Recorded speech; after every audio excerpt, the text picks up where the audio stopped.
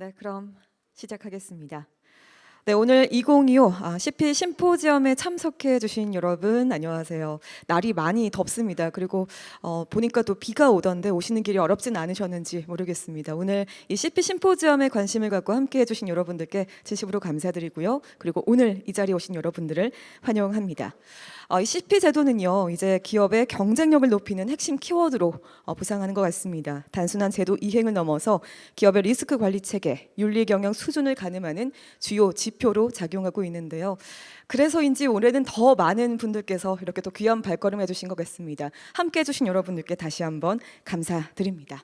네, 먼저 인사드리겠습니다. 저는 오늘 CP 심포지엄 진행을 맡은 아나운서 김연진입니다. 반갑습니다. 네, 매년 이 행사 함께하면서 CP의 중요성을 다시 한번 상기하는 좋은 기회로 삼고 있는데요. 오늘도 그런 시간으로 채워가도록 하겠습니다.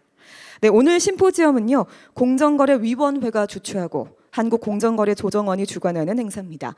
공정거래 자율 준수 문화의 확산을 위해서 마련이 되는데요. 별도 온라인으로 생중계는 되지 않습니다만 말씀드린 것처럼 오늘 이 시간 녹화가 되어서 추후에 유튜브 채널인 조정원 TV에 게재될 예정이니까 추후에 필요하신 분들은 참고해 주시면 좋겠습니다. 자, 이번 행사는 오후 3시 30분까지 진행이 되고요. 공정거래위원회 우리 한기정 위원장님의 축사를 시작으로 2개의 세션으로 진행됩니다. 첫 번째 세션에서는 CP제도 활성화를 위한 발전 방향을 주제로 토론이 있을 예정이고요. 두 번째 세션에서는 CP 등급 평가의 업종별 우수 CP 운영 사례 발표가 진행됩니다. 자, 그러면 축사를 청해 보도록 하겠습니다. 먼저 공정거래위원회 한기정 위원장님께서 여러분들께 축하의 말씀을 해 주시겠습니다. 위원장님 앞으로 모시겠습니다. 박수로 맞이해 주십시오.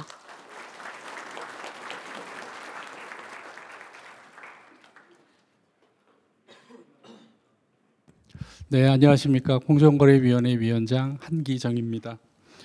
오늘 공정거래 CP 심포지엄 행사를 통해서 여러분들을 만나 뵙게 돼서 정말 기쁩니다. 바쁘신 일정에도 귀한 시간을 내어서 참석해 주신 기업의 임직원분들과 또 깊이 있는 논의를 이끌어 주실 발표자와 토론자분들, 그리고 행사 준비에 힘써 주신 한국공정거래조정원 최영근 원장님과 직원분들에게도 감사의 말씀을 드립니다. 이 자리에 계신 여러분들은 기업 내에서 작은 공정위가 되어 공정거래법 준수를 주창하고 계신 것으로 알고 있습니다.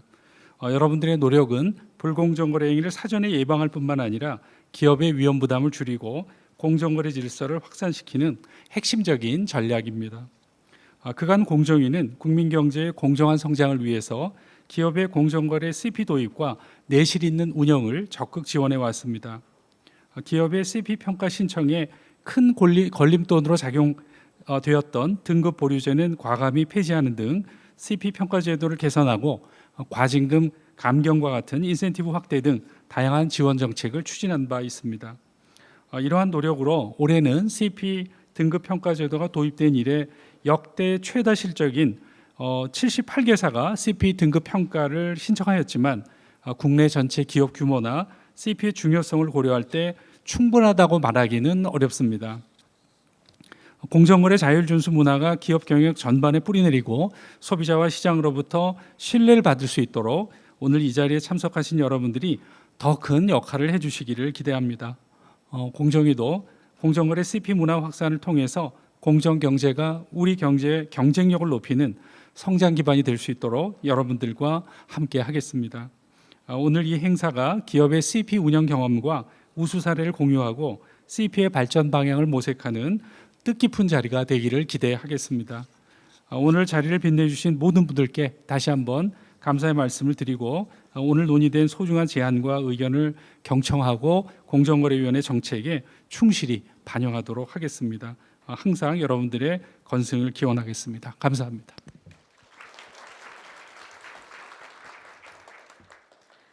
네, 고맙습니다. 우리 공정거래위원회 한기정 위원장님께서 여러분들께 축하의 말씀 전해주셨습니다. 여러분들 각자가 어떻게 보면 작은 공정이다라는 말씀이 굉장히 인상 깊은데요. 여러분들의 그 노력 덕분에 이렇게 또 CP 문화가 점차 확산이 되는 것 같고 앞으로 여러분들의 그 역할이 더 중요하지 않을까라는 생각이 듭니다. 오늘 이 자리를 통해서 여러분들의 그 운영 경험과 그리고 다양한 사례 또 앞으로 발전 방안들이 다양하게 논의가 되길 바란다라는 의미 있는 말씀 해주셨습니다. 고맙습니다. 자, 이제 말씀드린 것처럼 저희 첫 번째 세션과 두 번째 세션으로 나뉘어서 이제 진행이 될 예정입니다. 첫 번째 세션에서는 이제 토론 바로 이어갈 예정인데요. 우리 토론 주제 발표자분들과 그리고 토론자분들께서는 지금 앞쪽에 보시면 자리가 마련이 되어 있습니다. 앞쪽으로 나와서 착석을 해주시기를 부탁드리겠습니다.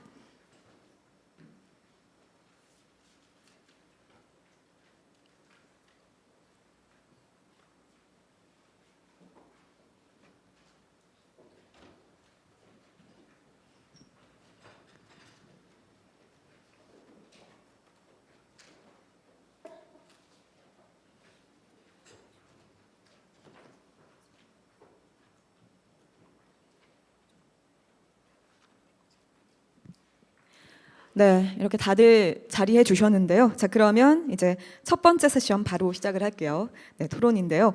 먼저 오늘 토론은 주제 발표 후에 토론자 6분의 의견을 청취하는 순으로 진행이 될 예정입니다. 이 점 참고해 주시고요. 먼저 한국법제연구원 김윤정 선임 연구위원님께서 CP제도 활성화를 위한 발전 방향을 주제로 주제 발표를 해 주시겠습니다. 여러분 박수 부탁드리겠습니다.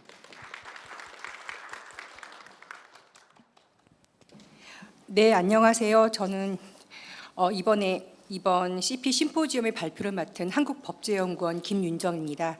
네, 지금 CP 평가제도는 2006년부터 도입되었으니까 굉장히 오래됐네요. 벌써 20년이 다 되었습니다. 그리고 이제 여러 가지 그 항목에 대해서 평가를 하고 있는데 시간 관계상 생략을 하고 핵심적인 내용 위주로 말씀드리겠습니다. 작년에 CP 좋은 등급을 받은 AAA와 AA를 받은 기업에 대해서 과징금 감면 인센티브가 도입된 이래 다시 한 번 더 올해 개정이 있었습니다. 그래서 올해 변경된 제도에 대해서 조금 더 말씀드리도록 하겠습니다. 네, 기준 점수를 이제 유지를 하고 3등급 지금 AAA, AA의 그 CP 우수 기업 지정제로 개편이 되어서 예전에는 B나 C 등의 등급도 나올 수 있었는데 지금은 패스 그러니까 그 어느 정도 기준 점수를 넘은 기업에 대해서 좋은 등급만 부여하는 방식으로 바뀌었습니다. 네. 그리고 이 A 등급에 대한 인센티브는 2026년까지만 적용이 됩니다. 그다음 공정거래 관련 법규 위반에 따른 등급 하향을 감점제 5점 감점으로 개선을 했습니다. 그리고 최초 신청 기업은 면제가 되는 상황이지만 평가심의위원회의 결정을 거쳐서 예외적으로 CP 제도의 신뢰성 저해 우려가 있는 경우에는 등급 하향도 등급 하향을 하거나 우수기업 지정 제외도 가능한 상황입니다. 그리고 공정거래 위반 혐의 등이 확정되지 않은 기업에 대한 등급 보류제도 폐지가 되었습니다. 협약 이행평가 하도급 유통 대리점 가맹 관련해서 협약 이행평가 우수기업의 경우에는 최대 1.5점의 가점이 부여되고요. 현장 평가를 최소화하여서 작년까지는 1차 평가, 서면 평가 이후에 현장 평가를 하고 거기에 대해서 우수한 기업을 모아서 대면 평가를 하였는데 이번에는 순서를 바꿔서 서류 평가 이후에 대면 평가 그리고 현장 평가는 AA 등급 이상인 기업에 대해서만 실시하도록 이제 하였습니다. 그리고 한 개 법인이 여러 사업체를 운영하는 경우에는 사업부별 평가 신청도 올해부터는 허용됩니다. 그리고 평가 지표별 평가 전담 위원제가 도입되었습니다.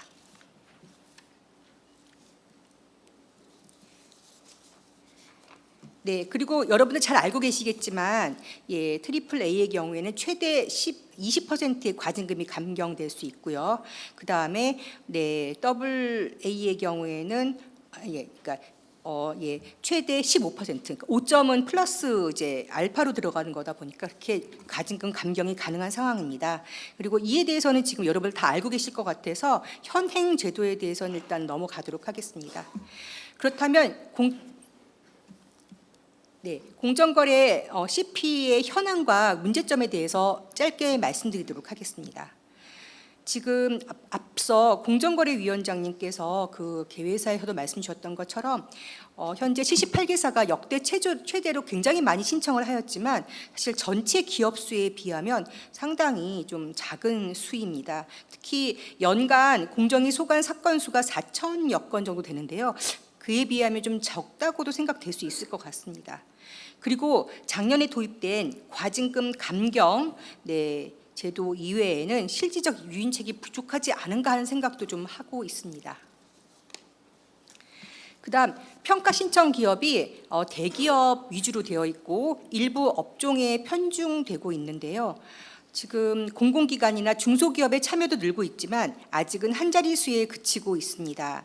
그다음에 제조 지금 약간 글씨가 약간 이상하게 보이는데 제조 건설업종 대비 최근 3년간 가맹업종 등은 신청이 전무한 상황입니다. 그리고 업종별, 산업별 특수성 고려도 좀 부족하다고 할 수 있을 것 같습니다. 인터넷 플랫폼 기업 같은 경우는 이제 이것만 얘기하는 건 아니지만 제가 예를 들자면 좀 특수성이 있어서 약간 좀 다르게 봐야 될 수도 있을 것 같은데 일반적인 기업과 똑같이 평가를 해야 되고요. 또 이런 예처럼 여러 가지 업종별 특수성이 있을 수 있는데 저희가 좀 똑같이 봐야 한다는 거. 그리고 어떤 업종은 굉장히 적용되는 공정거래 관련 법규가 많고 어떤 업종은 좀 적은데 그러면 그런 게 적용되는 법규가 많아서 많이 나열을 한다면 또 평가위원들이 보기에는 되게 많은 법을 알고 있고 준수하고 있구나라고 또 저희가 좋은 평가를 할 수 있게 되어서 약간 그런 면에서는 좀 문제가 있지 않을까 하는 생각을 이제 평가를 하면서 해보았습니다. 또한 기업 규모별 특수성 고려도 부족하다고 생각을 해보았는데요. 지금 현재 중소기업의 신청 건수는 상당히 작습니다. 그런데 그럼에도 불구하고 중소기업이 굉장히 규모가 천차만별이라서 작년에 저희 평가 대상 기업 중에 전 직원 수가 36명에 불과한 기업도 저희가 평가를 했거든요. 수천 명의 직원을 가진 기업과 36명밖에 안 되는 기업을 똑같은 지표로 평가하는 게 약간 불편했습니다. 특히 그 CP 전담 조직을 가지고 있는가 할 때 중소기업 36명밖에 안 되는 인원에서 전담 조직을 가질 수가 없는 상황이잖아요. 그래서 그런 것들이 좀 문제가 있지 않은가 생각을 했었습니다.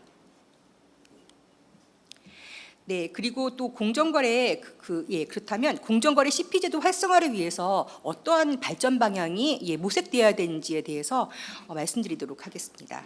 먼저 공정거래 CP의 인지도가 제고가 돼야 될 것입니다. 현재도 지금 이렇게 CP 심포지움 등을 포함해서 다양한 공정거래 조정을 해서 다양한 행사들을 진행을 하고 있지만 조금 더 활발하게 활성화될 수 있고 여기에 대해서 이해할 수 있도록 전국 단위의 설명회가 개최되면 어떨까 생각을 해봅니다. 뭐 산업단지라든지 또 지역에 분포에 있는 상공회의소 등을 연계되어서 하면 좋을 것 같습니다.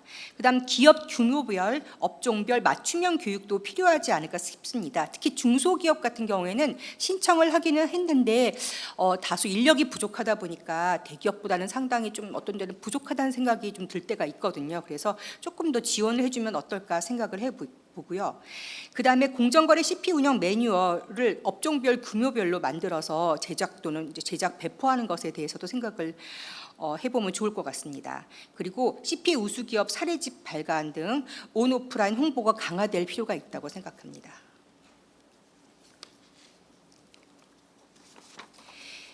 또한 실효적 인센티브 발굴 및 강화를 위해서 CP 우수기업에 대해서 실질적 혜택이 부여될 필요가 있는데요.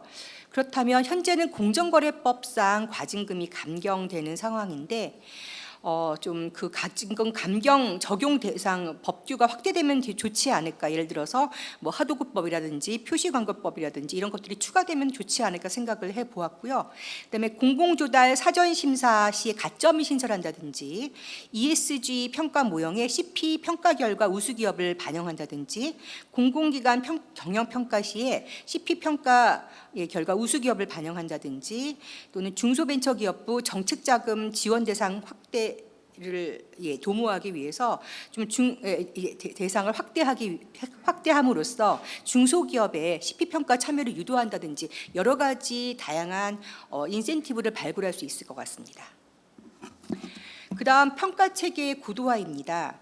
지금 현재 저희 그 CP 그 평가하는 그 지표들이 상당히 제가 보기에는 객관화돼 있다고 생각을 하고 있습니다만, 또 다른 분들이 보시기에는 이것이 너무 정량 평가 위주가 아닌가, 그래서 정성적 요소가 고려되어 있지 않은 지표가 아닌가 이런 말씀을 주시는 경우도 있는데요. 사실 저희 평가위원들은 객관적인 평가 지표를 가지고 사실은 정성적 평가를 조금씩 감안은 이미 하고는 있습니다. 그렇지 않으면 횟수만 많다고 행사 참여 횟수만 많다고 해서 다 똑같이 점수를 줄 것이 아니라 그 참여한 행사에서 어떤 내용으로 최고 경영자가 발언을 했는지, 또는 어떠한 성격의 어떤 행사인지 이런 것들을 조금 다 감안을 이미 하고는 있습니다만, 좀 이런 객관화된 평가 지표 플러스 정성적 요소가 좀 잘 가미되면 좋겠다는 생각을 하고 있습니다. 그다음에 아까 말씀드린 것처럼 업종별, 산업별 특수성을 고려한 평가 지표가 있어야 하지 않을까 생각합니다. 이것도 예에 불과하긴 한데요. 예컨대 인터넷 플랫폼 기업 같은 경우에는 보니까 방문을 해보니까 굉장히 재택근무를 많이 하시더라고요. 근데 저희가 주로 교육 같은 것을 평가할 때 온라인으로 하는 평가보다는 실제 대면해서 하는 교육이 효과가 더 좋다 생각을 하기 때문에 거기에 대해서 조금 더 높은 점수를 드리는 경향이 있는데, 기본적으로 재택근무를 많이 하는 기업에 대해서 이렇게 동일한 잣대가 옳은가 하는 생각을 해보았고요. 이거는 개인적인 생각에 불과합니다. 이런 기업뿐만 아니라 좀 다른 좀 특수성이 다 있을 것 같아서 그런 것들을 좀 많이 말씀을 주시고 하시고, 그다음에 또 그런 그룹들이 좀 늘어난다면 거기에 맞는 평가 지표가 개발되면 어떨까 하는 생각을 좀 해보았습니다. 그리고 아까 기업 규모별 말씀드리면서 중소기업 인원수도 말씀드렸는데요. 그래서 중소기업이 일단 대기업과 동일한 지표와 동일한 잣대로 평가받는 게 상당히 불리합니다. 지금 거의 많은 중소기업들이 좀 평가 결과에서 좀 나쁜 결과를 많이 받은 거로 제가 작년에 좀 생각을 하고 그렇게 제가 인식을 하고 있거든요. 그래서 이런 거를 좀 고려해서 평가 지표를 개발하는 게 좋지 않을까 생각을 또 해보았다가, 한편으로는 그러면 또 조금 많이 부실하게 했음에도 불구하고 좋은 점수를 받아야 되는 것이 옳은가 이런 생각도 해보고, 참 여기에 대해서 생각이 제가 복잡한 상황입니다. 좋은 의견 부탁드리겠습니다. 그다음에 다양한 가점 제도도 좀 필요할 것 같습니다. 사실 이렇게 우수한 기업에 대해서는 계속 밖에다가 외부에다가 이런 그 편람이라든지 또는 실적 보고서 등을 좀 공개를 하다 보니까 많은 정말 다른 기업들께서 열심히 공부하셔서 갈수록 매년 너무너무 잘 만들고 계세요. 실적 보고서를. 인플레이션이 지금 발생하고 있는데 굉장히 이 훌륭하게 서로 도움을 받고 서로 배워서 좋은 실적 보고서를 이제 만들어 주시는 거는 굉장히 바람직한 일이긴 하지만, 평가하는 입장에서는 다 너무 상향 평준화되는 느낌이라서 좀 차별화가 되지 않는다는 이런 또 어려움이 있습니다. 그래서 좀 다양한 가점 제도를 도입을 해서 더 잘하는 기업에 대해서는 더 좋은 점수를 줄 수 있는 그런 제도를 마련하면 좋지 않을까 하는 생각도 해보았습니다. 이것으로 제 짧은 소회에 대해서 말씀드렸습니다. 감사합니다.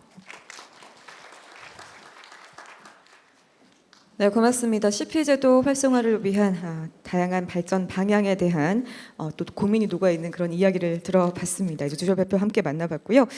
자, 이제 발표해 주신 우리 한국법제연구원 김윤정 선임 연구위원님 고맙습니다. 이제 이 내용을 바탕으로 저희 토론을 하겠습니다. 오늘 토론회는 부산대학교 법학전문대학원 이혁 교수님, 그리고 법무법인 지음 복홍석 경제분석센터장님, 현대오토에버 신민정 상무님, 한국콜마 이승철 상무님, 그리고 인천국제공항공사 정필주 처장님, 그리고 공정거래위원회 이승규 경제정책과장님께서 함께 해주셨습니다. 자, 그럼 이 진행 순서는요. 먼저 외부 전문가 두 분을 모신 후에 민간 부분이죠. 대기업, 중견기업 대표, 공공부문 대표, 마지막으로 경쟁당국인 공정거래위원회 순으로 차례차례 이어가겠습니다.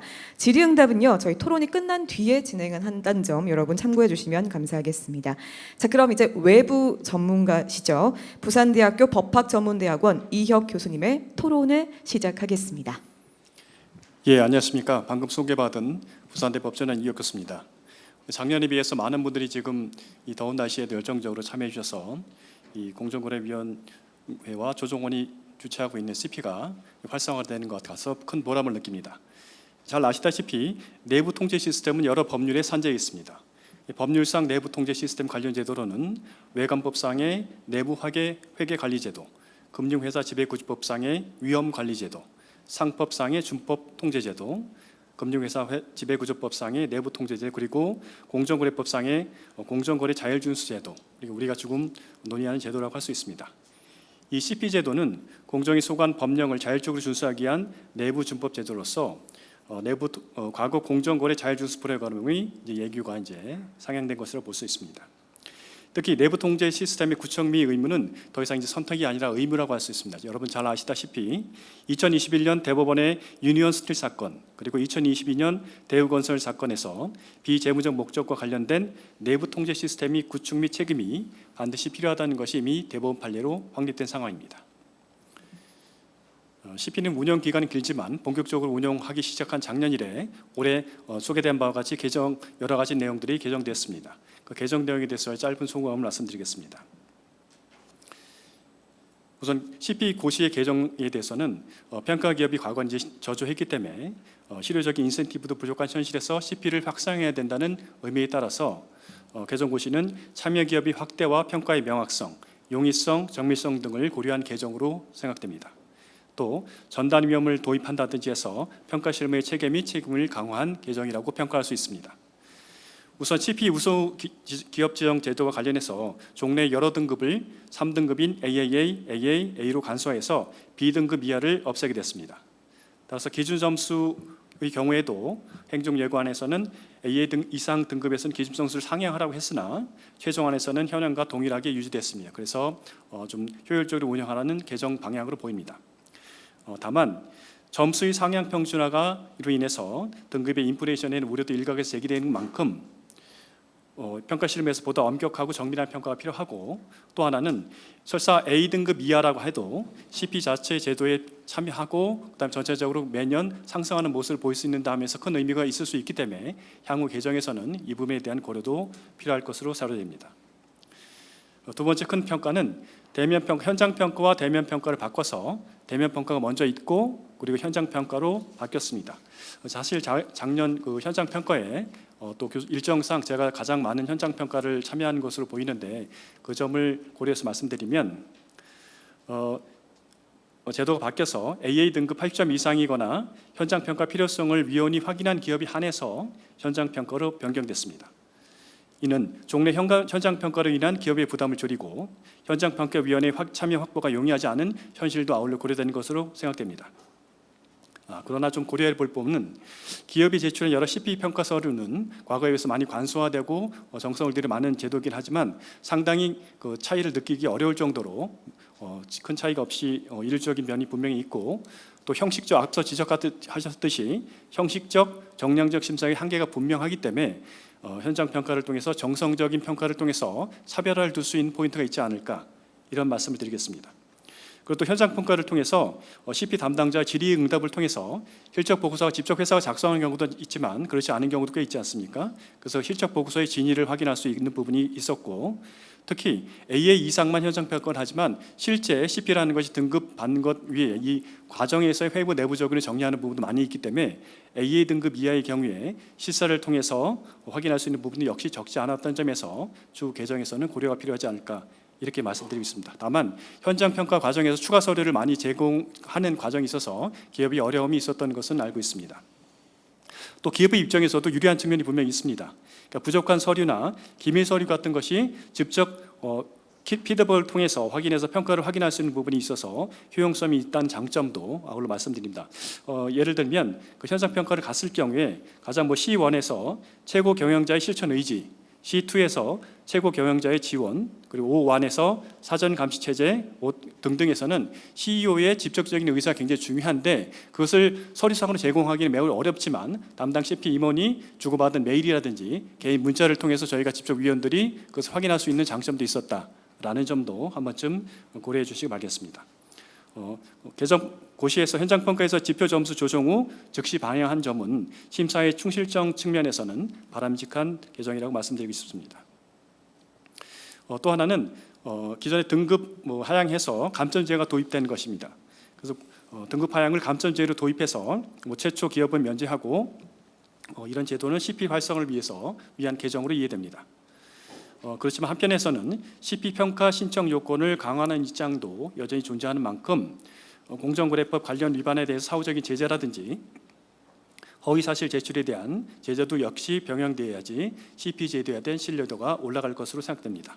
또 한편으로 그러한 맥락에서 지금 규정되고 있는 사회적 무리나 CP 평가 제도의 신뢰성을 심각하게 저할 우려가 있는 경우라고 되어 있는 다소 추상적이기 때문에 이 부분에 대해서는 명확성 측면에서 좀 더 구체화한 규정을 마련할 필요가 있다고 생각됩니다. 또 하나 마지막으로 말씀드리면 이 전담위원이 도입됐는데 이 전담위원들이 각 부분에서 가장 최고 전문가들을 모셔서 전체적인 기업을 평가하는 그 전문성을 높이고 책임성을 높인다는 측면에서 또 평가의 편차를 준다는 점에서 매우 바람직한 제도의 도입이라고 생각되고 있습니다. 마지막으로 말씀드리면 잘 아시다시피 이미 상법 충실 의무 즉 382조의 3이 개정된 이후 이사의 책임이 매우 올라갔습니다. 따라서 내부 통제 시스템을 회사 자체에서 구축하고 그것이 제대로 작동하도록 할 것은 이사에 부여된 대법원의 판례에 확인된 의무입니다. 따라서 더 이상 선택이 아니라 필수이기 때문에 특히 대규모 회사의 이사회를 구성하는 개개 이상의 의무로 줄 수 있다는 점에서 CP는 이제 대사라고 볼 수 있고 이런 점에 대해서 더 활성화돼서 많은 기업들이 전파돼서 기업의 건전성 제고에 도움이 되길 바라는 마음입니다. 이상입니다.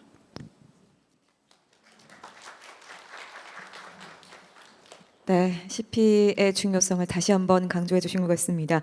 부산대학교 법학전문대학원 이혁 교수님 고맙습니다. 자, 이어서 외부 전문가의 또 토론을 이어가 보도록 할게요. 이번에는 법무법인 지음 우리 복홍석 경제분서 센터장님의 토론 바로 시작하겠습니다. 예, 안녕하십니까. 소개받은 법무법인 지음 복홍석입니다. 오늘 뜻깊은 자리에서 토론의 기회를 주신 공정거래위원회와 한국공정거래조정원 관계자 여러분께 감사드립니다. 유익한 발제를 해주신 김윤정 박사님께도 감사의 말씀드립니다. 저는 오늘 김윤정 박사님의 발표 내용 중에서 평가체계 고도화와 실효적 인센티브 제공 방안과 관련해서 몇 가지 의견을 드리고자 합니다. 첫째로 평가체계 고도화 관련입니다. 박사님께서는 현재의 CP 제도가 업종이나 산업의 특수성 그리고 기업 규모를 충분히 반영하지 못해서 평가가 일부 대기업이나 특정 업종에 편중되어 있다는 점을 지적해 주셨습니다. 그리고 이에 대한 개선 방안으로 업종 및 기업 규모와 특수성을 반영한 새로운 평가 모형 개발을 제안하셨습니다. 이와 관련해서 몇 가지 우려되는 측면이 있다고 생각이 됩니다. 첫째, 모형 개발을 위해서는 합리적인 업종 구분이 가능해야 되는데 일단 그런 업종 구분 자체가 가능한지가 의문이고요. 아울러 기업들은 여러 가지 다양한 사업을 영위하고 있는 경우가 많은데 법 위반이 주업종이 아닌 부업종인 경우에서 발생한 경우도 상당수 있을 것으로 보입니다. 따라서 업종 중심의 평가는 평가의 실효성을 오히려 반감시키는 결과가 야기될 수도 있지 않을까 하는 생각이고요. 설령 업종 분류가 가능하다 하더라도 지금처럼 평가 신청 기업 수가 적고 신청 기업의 업종이 편중된 상황에서 평가 모형이 지나치게 세분화된다면 적용할 수 있는 기업이 거의 없을 수 있습니다. 이 경우에는 새로 개발한 평가 모형이 사실상 활용되지 못하는 등 그 실익이 낮을 수 있습니다. 아울러 2011년도에 CP 등급 평가 모형이 처음 개발될 당시에 실무적으로는 연방 양형 규정이나 호주의 AS 3806 등 당시 국제 기준을 최대한 포괄적으로 반영하되 기업들의 부담을 최대한 경감시켜주기 위해서 중복되거나 조금 필요가 없는 지표들을 과감히 생략했던 것에 주안점을 두었던 것으로 알고 있습니다. 즉 현재의 모형은 효과적인 CP 운영의 핵심적인 요소를 빠짐없이 담고 있고 군더더기가 없는 형태로 잘 정리되어 있는 형태라고 생각이 합니다. 하지만 업체 특성을 고려한 모형을 개발할 경우에 현행 지표에서 어떤 새로운 지표들을 대체를 해야 될 것인데 어떤 지표를 어떤 방식으로 반영하는 것인지에 대한 판단이 잘 서지 않습니다. 예를 들어 CDOE 항목 중 컨스트럭션이나 디퓨전, 이밸류에이션 부분은 업종 구분과 관계없이 공통적으로 적용되는 요소입니다. 업종 특성을 반영할 수 있는 여지가 있는 부분은 아마 오퍼레이션 항목 중 위험 평가 정도일 텐데 이 역시 현행 평가 가이드라인에서 취약 분야에 대한 식별과 취약 분야를 중심으로 한 법 위반 가능성 점검, 조치 등이 이미 고득점을 받기 위한 요소로 평가 척도에 포함이 되었습니다. 이러한 점들을 종합적으로 고려할 때 새로운 업종별 지표 개발이 현실적으로 얼마나 실효성이 있을지 아니면 오히려 기업들에게 불확실성만 가중시키는 결과는 되지 않을지 우려가 됩니다. 이에 대한 고견을 좀 여쭙고 싶습니다. 같은 맥락에서 기업 규모나 특수성을 고려한 모형의 개발도 신중한 접근이 필요하다고 생각이 됩니다. 다만 이 부분은 가중치 조정이라는 방식으로 현실적 조정이 가능하다고 보여집니다. 지난 2012년에 중소중견기업용 평가 모형을 개발할 당시에 중소기업들에게 부담이 되는 일부 지표를 삭제는 해주었는데 남은 지표들의 가중치를 대기업들의 남은 가중치를 비례적으로 조정하는 방식으로 가중치를 조정했기 때문에 사실상 비율적으로는 대기업과 중소중견기업의 가중치가 동일한 형태입니다. 그런데 기업 규모나 특성에 따라서 중요하게 봐야 될 요소가 좀 다를 수 있습니다. 예를 들어서 아까 발제자께서 말씀해 주신 대로 인력이나 전담 조직 운영 그리고 CP 제도의 1000명이나 공시 이런 것들은 중소기업들에게는 이런 것보다는 오히려 그 한정된 자원을 좀 사전 감시 체계 같은 것에 집중하는 게 좀 더 비용 효과적일 수 있고 중소기업들의 부담을 덜어줄 수 있을 것이라고 생각됩니다. 따라서 중소기업 모델 같은 경우는 가중치 조정으로 좀 현실적인 조정이 가능할 것으로 보이는데 다만 이를 위해서는 사전에 면밀한 실무자나 전문가 대상 설문조사 같은 것이 선행되어야 될 필요가 있다고 생각이 됩니다. 두 번째로 실효적 인센티브 제공 방안과 관련해서 박사님께서 말씀하신 과징금 강경 법규 확대, ESG 평가의 연계 등 대안은 모두 현실적이고 꼭 필요한 제안이라고 생각합니다. 저 역시 적극 공감하는 바이고 결국 많은 기업들이 이 제도에 자발적으로 참여하게 만들려면 기업 입장에서 체감할 수 있는 인센티브를 제공하는 것이 중요합니다. 법규 위반을 사전 예방함으로써 얻을 수 있는 경제적 가치가 제도 운용에 따른 비용에 비해서 훨씬 크다는 점을 고려할 때 정부 각 부처 간 긴밀한 협조를 통해서 이런 인센티브 방안이 과감하게 도입될 수 있도록 많은 노력을 해주시기를 당부드립니다. 구체적으로 하도급, 가맹, 유통, 대리점 분야 등에서 CP 우수 기업이 자발적인 시정을 한 경우에 현행 고시상 잦은 시정에 대한 과징금 강경 비율에서 좀 우대를 주거나 혜택을 주는 방안도 충분히 고려해 볼 수 있을 것 같습니다. 그리고 ESG와 관련해서는 ESG 평가 외에도 ESG 공시나 기업 지배구조 보고서 공시 등에서도 기업들이 좀 우대받을 수 있도록 하는 방안이 마련될 필요가 있고 특히 그 산업통상자원부의 KESG 가이드라인에 CP 우수 기업의 평가 결과를 반영을 해서 그 최근에 이슈가 많이 되고 있는 공급망 실사 부분에서도 우리 기업들이 좀 우대를 받을 수 있도록 하는 방향도 한번 고려해 볼 필요가 있을 것 같습니다. 마지막으로 이번 제도 개편을 통해서 새로 그 우수 기업 지정제가 도입이 됐는데요. 제가 이거 예전부터 좀 많이 좀 주장했던 건데 그 지정된 기업들이 그 지정되었다는 사실을 좀 제품 홍보에 이렇게 사용할 수 있도록 제품 홍보나 마케팅에 적극적으로 활용할 수 있도록 한 인센티브가 좀 마련되었으면 좋겠습니다. 예컨대 CCM 제도 같은 경우에는 일정 기간 이상 높은 등급을 유지한 우수 기업에게 명예의 전당 마크나 홍보용 인증 마크를 부여하는 고 있는데 우리 CP 등급 평가에서도 CP 우수 기업 마크 같은 것들을 조금 도입을 해서 기업들이 제품 홍보나 이런 마케팅 등에 적극 활용토록 할 수 있도록 한다면 기업의 참여 요인이 더욱 증가되는 데 도움이 될 것이라고 생각합니다. 예, 이상으로 제 토론을 마치겠습니다. 감사합니다. 네, 고맙습니다. 보다 더 많은 기업들이 참여하실 수 있도록 CP 우수 기업에게는 뭐 마크를 달을 수 있도록 뭐 마케팅에 활용할 수 있는 그런 인센티브에 대한 이야기까지 들어볼 수가 있었습니다. 우리 외부 전문가이신 법무법인 지음의 복홍석 경제분석센터장님 고맙습니다. 자, 이번에는 민간 부분의 우리 대기업 대표이신 현대오토에버 신민정 상무님의 토론을 또 바로 이어가 보도록 하겠습니다. 네, 안녕하세요. 저는 현대오토에버 자율준수관리자 신민정입니다. 먼저 이런 많은 분들이 계신 자리에서 발표를 할 수 있는 기회를 주셔서 감사드립니다. 그럼 오늘 이 자리를 빌려 2025년 4월 23일부터 시행된 개정 CP 운영 고시의 의의와 향후 제도 발전 방향에 대해 실무자 관점에서 몇 가지 의견을 말씀드리고자 합니다. 먼저 이번 고시 개정에서 가장 주목할 변화는 법규 위반 시 기존의 등급 하향 방식이 감점제로 변경되었고 가점 항목도 한층 정비되었다는 점입니다. 이는 법 위반 시 일률적으로 전체 등급이 낮아지는 문제를 보완하고 기업이 실제로 CP를 얼마나 성실히 운영하고 있는지를 평가할 수 있는 기반을 마련했다는 점에서 의미 있다고 생각합니다. 그럼 이번 개정의 주요 내용을 중심으로 몇 가지 의견을 더 말씀드리겠습니다. 먼저 CP 평가를 최초로 신청하는 기업에 대해 감점을 적용하지 않도록 예외를 두고 일률적 등급 하향이 아닌 감점제로 변경한 것은 제도 활성화 측면에서 매우 반가운 변화라고 생각합니다. 예를 들어 법 위반 사항에 대한 조사가 장기화되고 있는 경우 등급 하향제에서는 과징금 부과에 대한 우려 때문에 조사가 끝나기 전까지 CP 등급 평가 신청이 주저되었지만 이번 개정으로 최초 신청 기업은 그런 부담 없이 평가를 신청할 수 있게 되었습니다. 또한 비록 법 위반 행위는 있었지만 이후 스스로 조직을 정비하고 자율준수 프로그램을 열심히 운영한 기업의 경우도 그 노력에 대해 일정 부분 긍정적인 평가를 받을 수 있는 길이 열렸습니다. 기업 입장에서는 제도에 참여할 수 있는 동기가 생긴다는 점에서 긍정적인 유인책이 될 것으로 보입니다. 다음으로 가점 항목이 정비되어 기업의 실질적인 CP 운영 수준을 좀 더 정확하게 평가할 수 있게 된 점도 긍정적인 변화라고 생각합니다.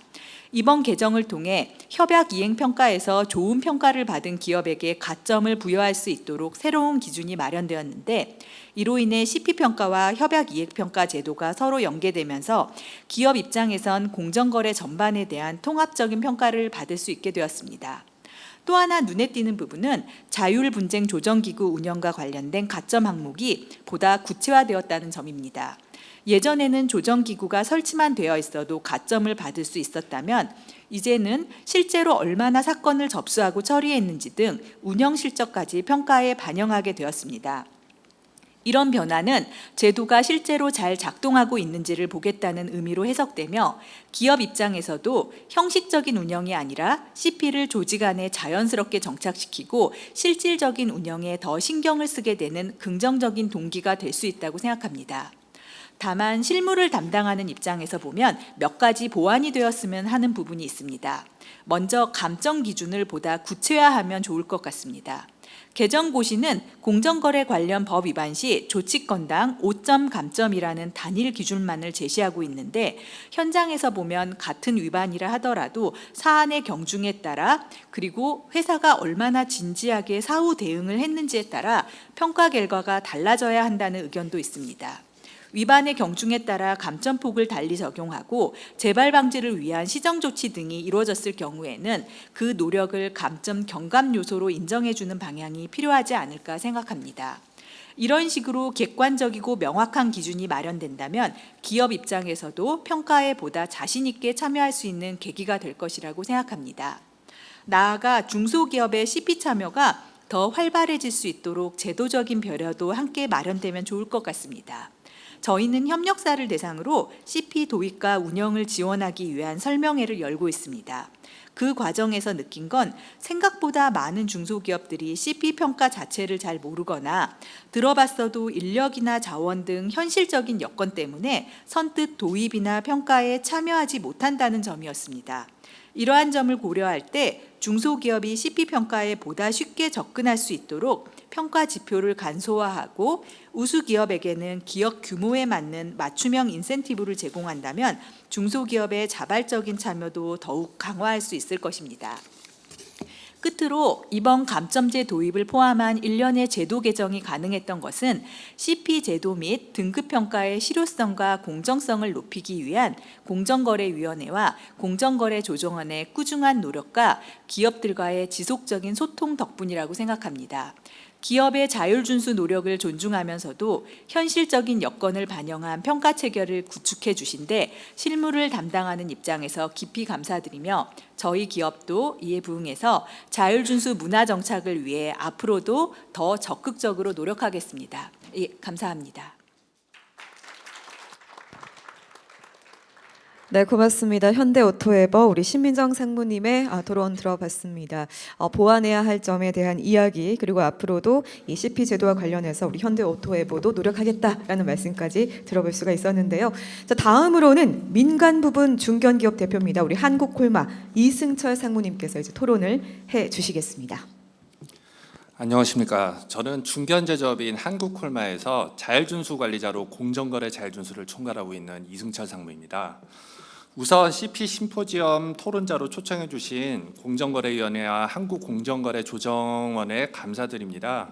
오늘 말씀드릴 내용이 앞서 말씀해 주신 패널 분들의 내용과 고민에서 저희 회사가 하고 있는 고민 역시도 크게 다르지는 않은 것 같습니다. 다만 지난 4월 개정된 CP 운영 고시에 대해 중견기업의 시각과 고민의 입장에서 좀 더 다른 언어로 말씀드리고자 합니다. 그래서 이번 개정은 우수기업 지정제 도입, 등급 하향을 감점제로 변경했다던가 등급 보류제 폐지, 가점제도 정비, 현장 평가 최소화 등으로 전반적으로 제도의 실효성을 높이고 기업의 부담은 줄이려는 접근이 시도되었다고 평가됩니다. 등급 하향을 감점제로 변경한 것이나 등급 보류제를 폐지한 부분은 기업의 예측 가능성을 높인 측면이 있고 협약 이행 평가 우수기업에 가점을 부여하거나 법인 내 사업부 평가를 허용한 것도 우리 CP 문화 확산에 기여할 걸로 보입니다. 다만 저희 중견기업 입장에서 보자라고 하면은 저희 한국콜메의 경우가 아직은 중견기업으로 분류되지만 곧 대규모 기업 집단 지정을 앞두고 있고 이에 따라서 공정거래법에서 규정하고 있는 여러 가지 제도라든가 규정에 대해 다시 한번 고민하는 기간에 있습니다. 그래서 외부에서 저희를 보는 시각은 이제부터 대기업으로 바라보고 있는데 우리 실제 운영 시스템, 즉 소프트웨어는 중소기업에 머물러 있는 것이 아닌지가 저희 경영진과 실무진의 계속된 고민이기도 한데요. 저희 콜마의 경우는 저희 경영진께서 다행스럽게도 CP는 당연히 해야지라는 생각을 가지고 계시기 때문에 실무자 입장에서는 보다 일 처리를 원활하게 할 수 있는 반면에 많은 중견기업 혹은 중소기업들은 CP 제도를 도입을 하면서 얻는 크레딧과 CP 등급을 제대로 얻지 못했을 경우에 이 페널티 사이의 괴리가 경영자 그다음에 실무자 모두 고민하고 있는 부분들이 이 CP 등급을 주저하고 있는 요인이 아닌가 판단이 됩니다. 그래서 이 부분의 연장선상에서 이번 CP 운영고시 변경, 특히 우수기업 지정제 도입과 현장 평가 축소에 대해서 실질적인 효과를 되돌아볼 필요가 있는 게 아닌가 하는 게 저희의 생각인데요. 먼저 우수기업 지정제를 살펴보면 상위 AAA, AA 등급 기업에게 인센티브가 집중되고 BCD 등급 자체가 없어지면서 중견기업 또는 중소기업 입장에서는 CP를 도입해야 될 만한 유인이 약화될 수 있다라고 하는 딜레마가 있어 보입니다. 그래서 A등급조차도 A등급은 저희 회사에 해당이 되는데요. 향후 공정거래위원회 조사 면제 인센티브에서 제외되게 되는데 CP를 처음 도입하거나 내실화를 하려는 기업 입장에서는 투자 대비 실익이 적다고 판단할 수 있어 보입니다. 앞서 다른 패널 분도 말씀하신 바와 같이 인력이 부족한 중견 혹은 중소기업에는 CP는 대기업 중심의 제도가 아닌가라는 인식이 고착화될 수 있는 우려가 있어 보입니다. 이런 점에서 단순히 우수기업에만 인센티브를 집중하기보다는 CP 도입 기업 전반에 동기를 부여할 수 있는 균형 있는 인센티브 설계가 필요한 게 아닌가라고 제안을 드리고요. 다음은 현장 평가 최소화에 대한 우려입니다. 현장 평가 축소는 평가 간소화라는 측면에서 환영할 수 있지만 경영진 참여를 유도할 수 있는 중요한 기회가 사라질 수 있다는 점에서는 우려가 있습니다. 실제로 많은 기업에서 공정거래 자율준수 활동이 최고 경영진의 관심을 받지 못하는 경우가 많이 찾아볼 수 있을 것 같습니다.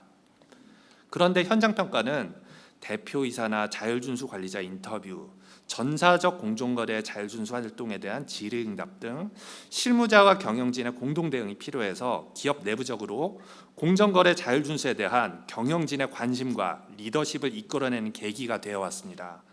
만약 이 현장 평가가 없어진다면 경영진은 공정거래 자율준수를 주관부서의 업무이자 실무자의 일로 인식하게 될 수 있습니다.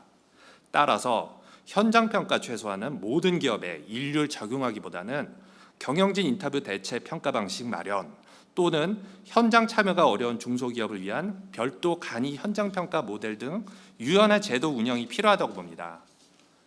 결론적으로 우수기업 인센티브 집중에 앞서 CP를 이제 막 시작하거나 일정 수준에 도달한 기업에서도 예를 들어 A등급 기업에 대한 컨설팅 지원, 인증마크 부여 등 비재정적인 인센티브 체계를 검토해 주시면 감사하겠습니다. 또한 현장 평가는 무조건 줄이는 것이 아니라 경영진의 참여를 견인할 수 있는 사전 제출 문서 기반 경영진 인터뷰 방식으로 보완 설계해 주시면 어떨까 제안드립니다. 정리하자면 이번 개정은 분명 개선의 방향은 담고 있습니다. 다만 현장 실무에서 CP가 경영 전반에 뿌리 내릴 수 있도록 하려면 경영진 관여와 참여 유인이라는 본질을 놓쳐서는 안 된다는 점을 강조드리면서 발언을 마치겠습니다. 감사합니다. 네, 고맙습니다. 우리 한국콜마 이승철 상무님께서 또 고견을 전해 주셨습니다. 경영진 참여 등 유연한 그런 제도 운영 그리고 균형 있는 인센티브에 대한 이야기까지 들어볼 수가 있었습니다. 자, 이번에는요 우리 공공부문 대표이죠 인천국제공항공사 정필주 처장님께서 이제 토론을 시작하시겠습니다. 예, 먼저 오늘 토론회를 만들어 주신 공정거래위원회 공정거래조정원 관계자 여러분 감사합니다. 저희 CP 평가에 참여하고 있는 공공기관으로서 발표해 주신 의자와 여러 토론 관계자 여러분의 의견을 들으면서 공공기관 입장에서 CP 제도 활성화를 위한 발전 방향을 모아간다는 의미에서 몇 가지 제안드리고자 합니다. 첫 번째, 공공기관 평가와 CP와의 연계성을 확보하는 것입니다. 저희 인천공항공사를 비롯한 대부분의 공공기관은 정부로부터 평가를 받습니다. 감사원, 기재부, 권익위, 인권위 등 여러 부처를 평가를 받고 있는데요. 특히 공공기관 경영평가는 매년 임직원에 대한 성과급과 기관장 인사조치까지 이어지는 걸 감안해서 많은 관심과 노력을 기울이고 있습니다. 즉, 공공기관의 CP 참여 활성화를 위한 가장 효과적인 방법은 정부 경영평가의 세부 지표로 중기부 동반성자 평가처럼 공정거래 CP 활동 노력과 성과를 반영하는 것입니다. 예, 두 번째로는 공공기관에 적용 가능한 맞춤형 CP 평가 제도를 마련하는 것입니다. 앞서 말씀드린 대로 우리 공공기관들은 감사원의 내부 통제 평가, 기재부의 윤리경영 표준 모델, 중기부의 동반선장 평가, 인권위의 인권 경영 평가 등 명칭은 다양하지만 준법 경영이라는 뿌리와 함께 있습니다. 공정거래 정책 이행과 공기업 CP 활성화를 위해서 공정거래 자율 준수 프로그램 분야를 포함해서 준법 경영 실적으로까지 확대해서 평가를 개편받을 수 있으면 더욱 좋겠습니다. 세 번째, CP 우수 등급제가 국제적으로 공인될 수 있도록 지원해 주시는 것이 필요하다고 봅니다.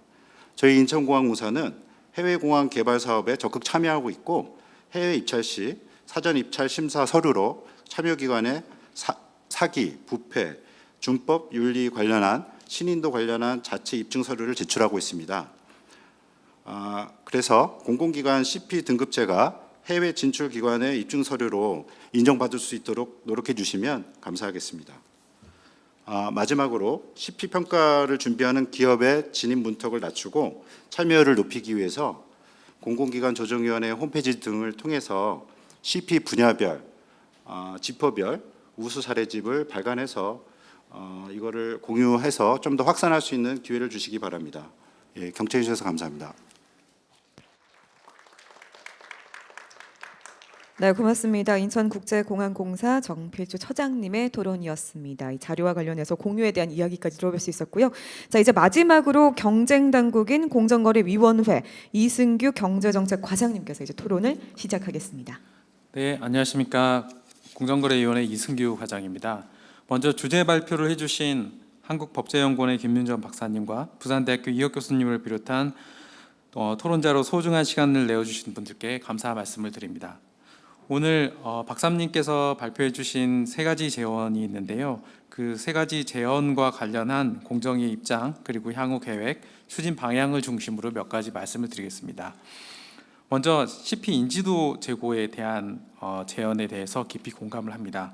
사실 공정거래 CP 제도가 도입된 지 20년이 넘었지만 많은 기업의 현장에서는 여전히 CP가 낯설거나 단순히 CP 평가를 통해 우수 등급을 받기 위한 형식적 제도로 운영되는 경우도 있을 수 있습니다.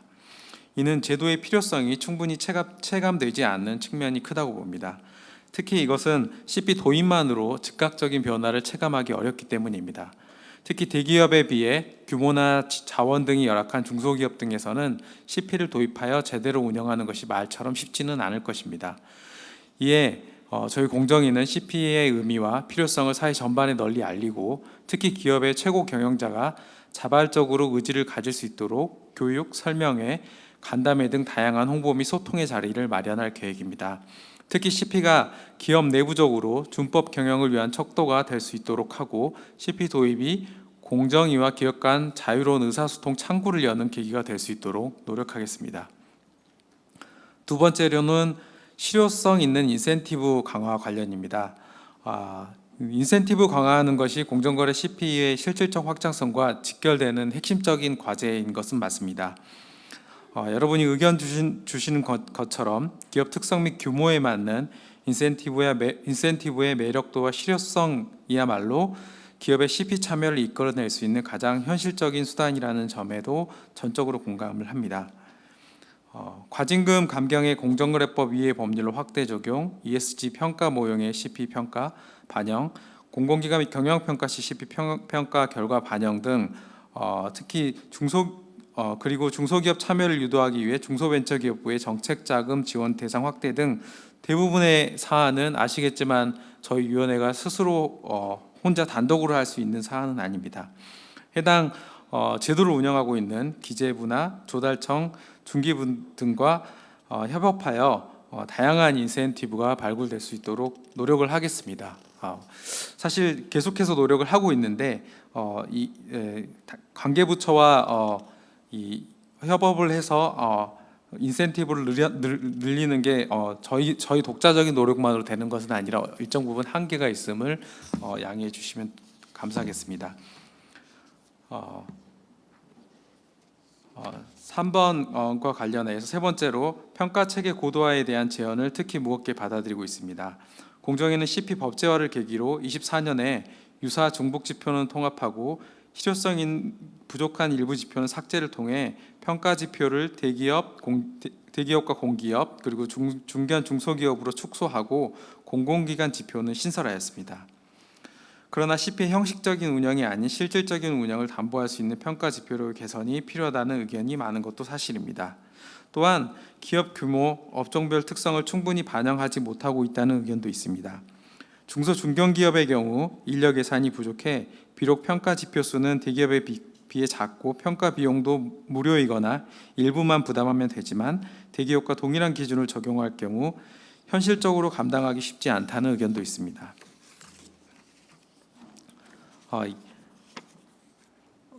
하지만 복홍석 센터장님께서 의견을 주신 것처럼 이를 개선하기에 현실적인 어려움이 있는 것도 사실입니다. 이와 관련하여 올해 처음으로 평가 지표별 전담위원제를 실시하고 있는 만큼 올해 평가 종료 후 개선 방안에 대해 의견을 모아보도록 하겠습니다. 관련하여 여기 계신 기업 관계자분들께서도 많은 의견을 전달해 주시면 적극 고려하도록 하겠습니다. 앞으로도 CP 활성화 및 내실화를 위해 여러분들의 의견을 많이 경청하고 제도 운영의 미비점에 대해서는 지속적으로 보완하여 모든 기업이 공정거래 CP를 운영하여 실질적인 혜택을 누릴 수 있는 CP 제도를 만들어 가겠습니다.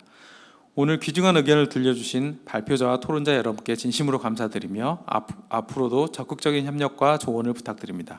경청해 주셔서 감사합니다.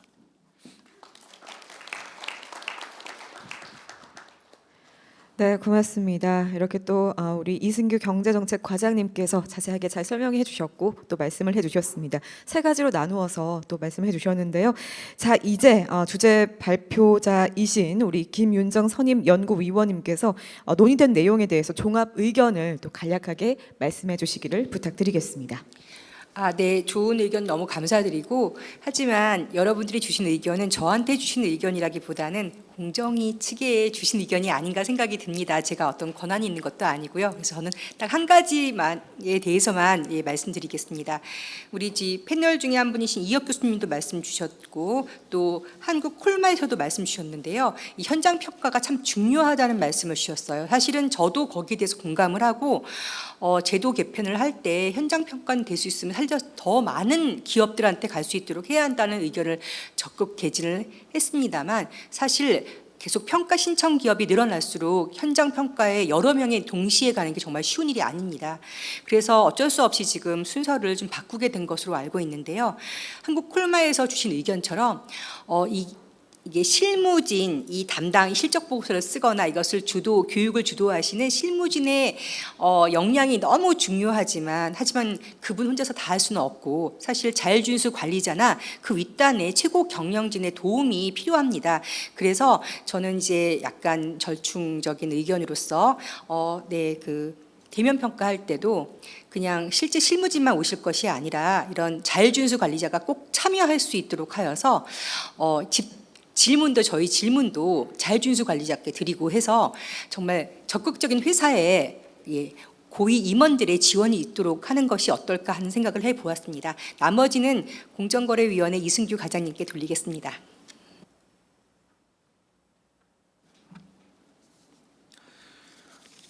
네, 박사님께서 말씀하신 대면 평가 관련하여 임원들이 참석하도록 하는 방법은 상당히 고려해 볼 만한 좋은 방법이라고 생각을 합니다. 사실 현장 평가를 함으로써 여러 가지 장점이 있는데 현장 평가로 인한 부담이 있기 때문에 이번에 좀 현장 평가를 그리고 신청 기업들이 늘어났기 때문에 이번에 부득이 현장 평가를 줄이게 되었습니다. 다만 현장 평가를 줄이더라도 AA 등급 이상의 현장 기업에 대해서 현장 평가를 의무화함으로써 CP 평가가 내실화될 수 있도록 운영을 할 계획입니다.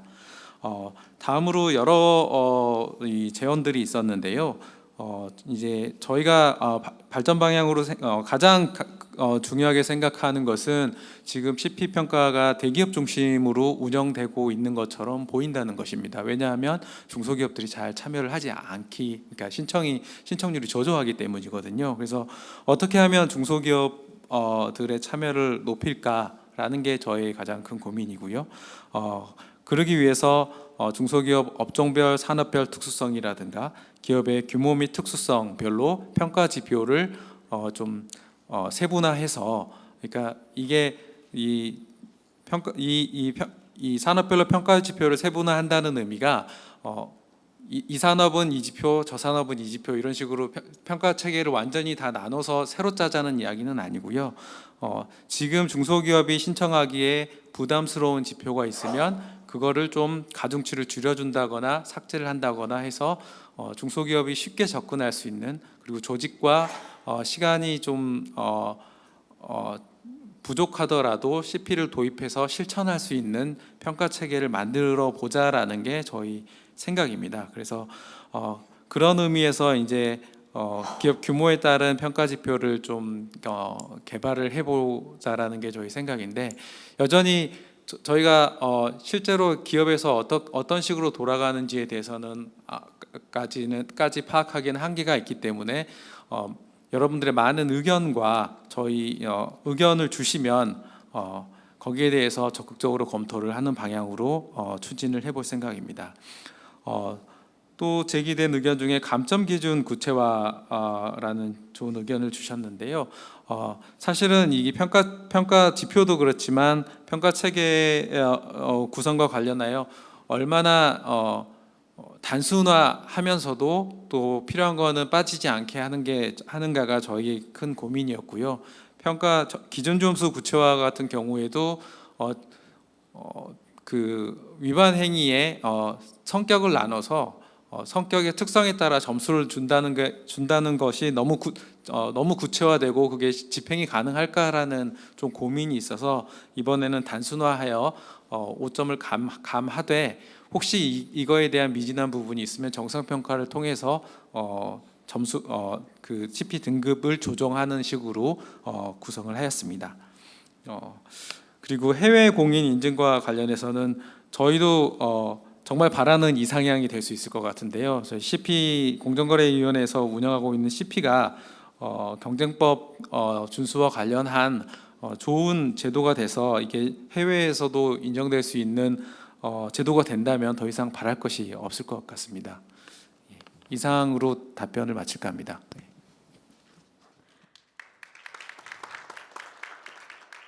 네, 고맙습니다. 우리 이승규 경제정책과장님의 또 답변 들어봤고요. 자, 그럼 이제 함께해 주신 여러분들 플로어에서 저희가 또 질문을 받도록 하겠습니다. 시간이 넉넉지가 않아서 한두 개 정도 받을 수 있을 것 같은데요. 질문이 있으신 분은요, 일단 손을 들어주시면 저희가 발언권을 드리고, 네, 질문하실 때 이제 마이크 앞 보시면 버튼이 있습니다. 버튼 눌러주시고 질문해 주시면 되겠습니다. 먼저 네, 질문 있으신 분은 손을 들어주시면 고맙겠습니다.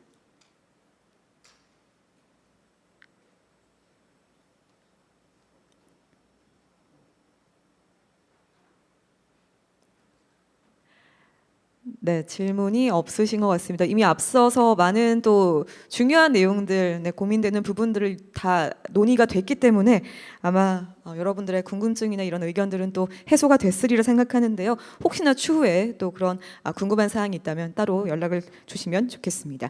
자, 그러면 이제 두 번째 세션으로 넘어가기 전에 지금 시각이 3시를 가리키고 있는데요. 좀 쉬었다 갈까요?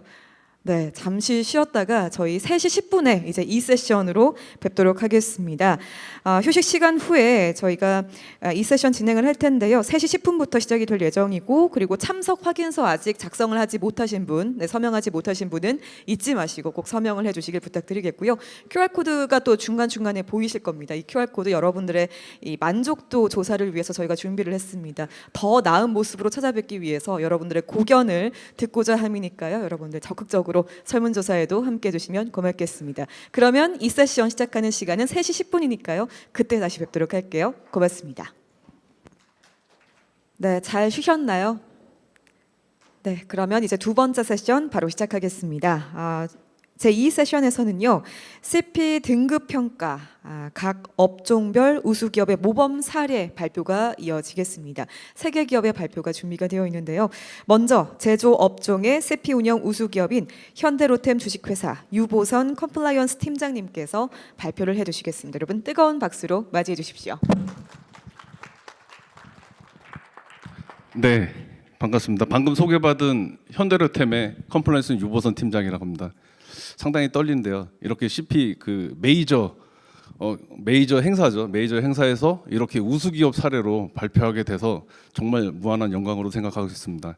다행히도 법 위반 사례가 아니라서 그나마 좀 편안하게 좀 발표하도록 하겠습니다.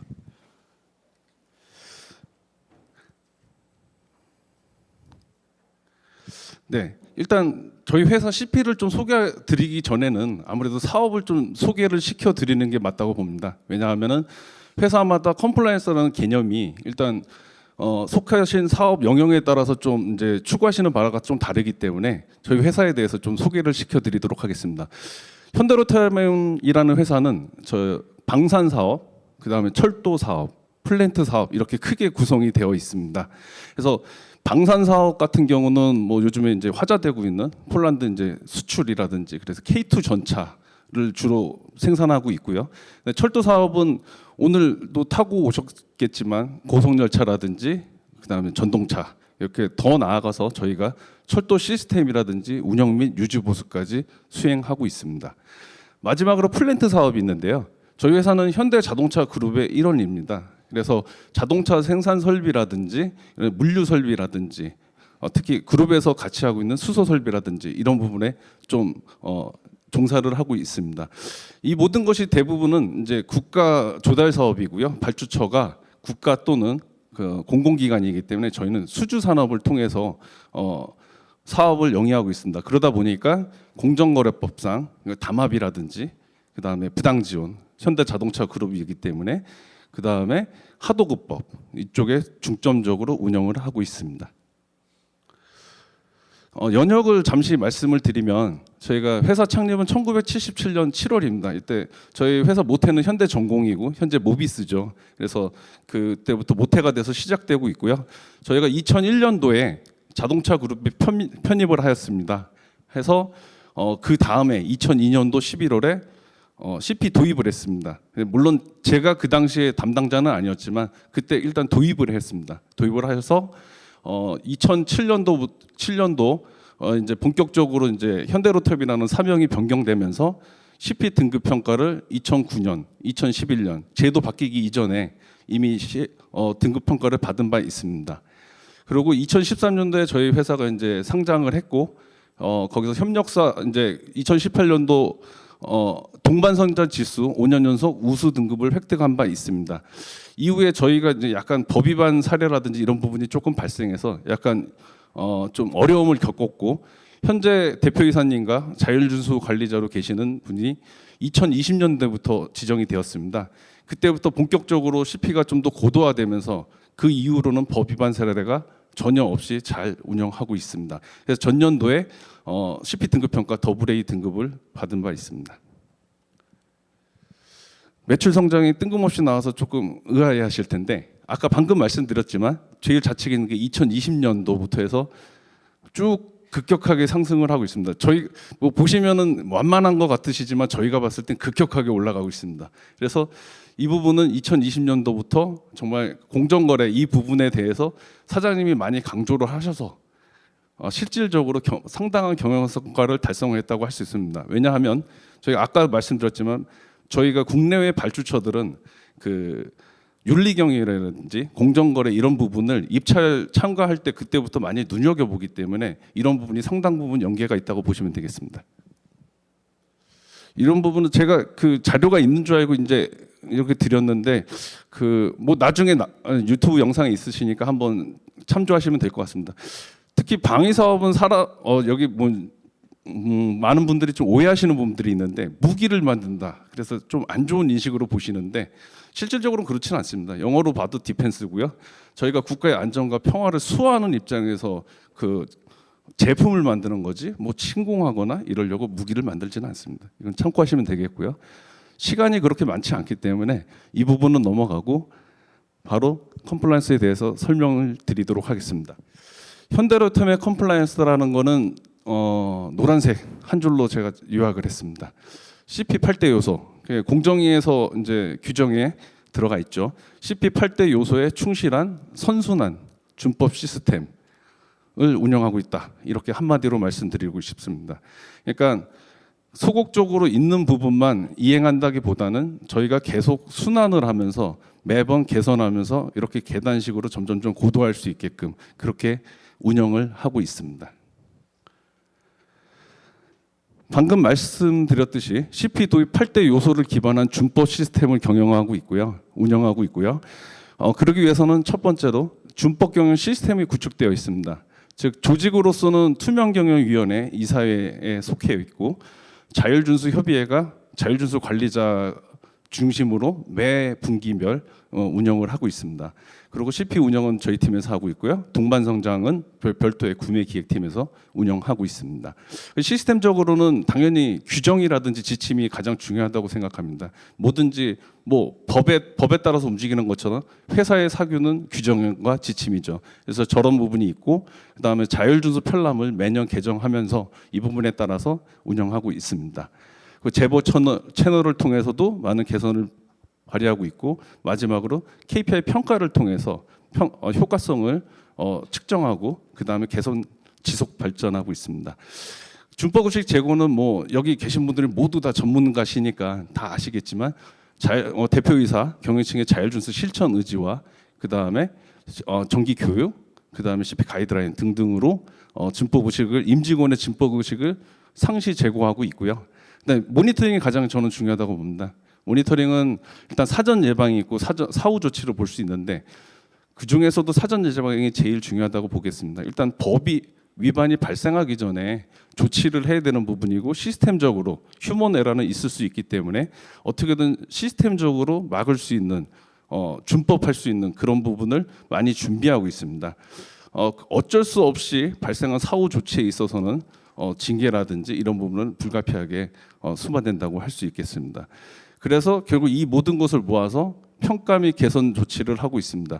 근데 저희가 봤을 때는 대외 평가가 대내 평가 이렇게 나눌 수가 있고요. 그래서 이제 저희 이번에 등급 평가 2년 연속 참여하고 있는데 이런 부분을 통해서 객관적으로 저희 나름대로 잘한다고 생각했는데 부족하는 부분이 분명히 있을 수 있기 때문에 그래서 반드시 참여하고 있고 열심히 하겠습니다.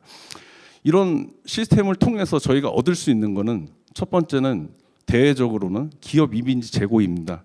아까 제가 매출 이거 보여드렸는데 실질적으로 효과가 있습니다. CP를 주축으로 한 준법 경영 실현으로 법규 준수를 통한 투명하고 공정한 기업으로서 이미지가 확보됩니다. 결국 평판 리스크죠. 그러니까 저희는 이제 특히 철도 사업 같은 경우는 해외에서 많은 경쟁사들과 굉장히 치열하게 다툽니다. 거기서 입찰에 들어갔을 때 그 발주처들이 저희 어떤 것까지 보냐면 국문으로 된 모든 기사들을 서치를 해서 이 기업이 정말 공정한 기업인지, 과연 사업 수행을 제대로 할 수 있는 기업인지, 이런 것들을 많이 보고 거기에 대해서 소명을 요청을 합니다. 그래서 저희는 CP 등급 평가를 받아서 이런 부분을 대외적으로 많이 홍보를 하고 있고요. 이런 부분이 고객 신뢰 수준에 향상돼서 지금 철도도 역대 최고로 지금 많은 수주로 하고 있습니다. 그래서 다 영향이 있다고 저는 자부할 수 있습니다. 그리고 대내적으로는 아무래도 법 위반에 대해서는 만약에 제재를 받게 되거나 불가피하게 뭐 분쟁이라든지 이렇게 발생을 하면 거기에 수반되는 소송 비용이라든지 뭔가 이제 비용들이 이제 발생을 하게 되는데, 이런 부분들도 좀 막아주는 효과가 있다. 근데 경영신 분들은 이 부분을 더 관심 있게 보실 수 있겠지만 저는 둘 다 관심 있게 보고 있습니다. 24년도 주요 실적으로 발표드리겠습니다. 저희 말씀드린 대로 올해도 CP 등급 평가에 참여를 했고요. 그래서 CDOE 뭐 다 아시니까 뭐 구체적으로 설명은 생략하도록 하겠습니다. 최고 경영지 지원, 그 다음에 편람 및 교육, 그 다음에 사전 감시 체계, 평가 및 개선 조치, 이렇게 이 순으로 하고 있고요. 최고 경영지께서는 상당히 공정거래에 많은 관심이 있으셔갖고 실질적으로 최고 경영자 CP 활동에 많은 참여를 하고 계십니다. 그래서 자율준수 관리자도 임명을 하셔서 연속성을 가지기 위해서 교체 없이 지금까지 계속 하고 계시고요. 임직원 준법 의식 제고에 최일선으로 직접 이렇게 뛰어다니십니다. 그리고 편람 및 교육은 뭐 매년 개정을 하고 있고 임원 포함 임원만 별도로도 전사 교육을 하고 있습니다. 그리고 사전 감시 체계가 제일 중요한데요. 철저한 리스크 관리하고 효과적 통제 방안을 수립하는데, 이런 부분이 실질적으로 작동을 하는지 사전에 작동을 해보고 아니면 계속 할 수 있게끔, 그래서 아까 말씀드렸듯이 분기별 자율준수 협의회를 운영을 통해서 분기별로 체크를 하고 있고, 법 위반 리스크 식별을 서면 인터뷰를 통해서 매년 체크하고 있습니다. 이 부분을 통해서 좀 뭔가 좀 부족한 부분을 좀 보완하고 있고요. 그다음에 사업장별 CP 정기 감사를 통해서 이 부분도 마찬가지 미흡한 부분이라든지 체크를 하고 있습니다. 효과성 평가는 결국에는 공정거래 KPI라는 부분을 저희가 자체적으로 좀 만들어서 지표를 개발을 해갖고 그렇게 운영을 하고 있고, 이 모든 것을 실적이라든지 이런 부분을 이사에 보고를 하고 공시하고 대외적으로 공표하고 있습니다. 시간이 많지 않아서 핵심적인 것만 몇 개만 말씀드리겠습니다. 24년도 주요 실적으로서 이제 그 C파트입니다. 최고 경영자의 지원으로서는 뭐 자율준수 이제 선언문 매년 하고 계실 거고요. 근데 더 나아가서 이제 사장님이 직접 이게 글로써 이제 빽빽하게 저렇게 다짐을 하시는 글로써 직접 남기시고 조직장 분들도 다 같이 남겨서 저렇게 배포를 하고 있습니다.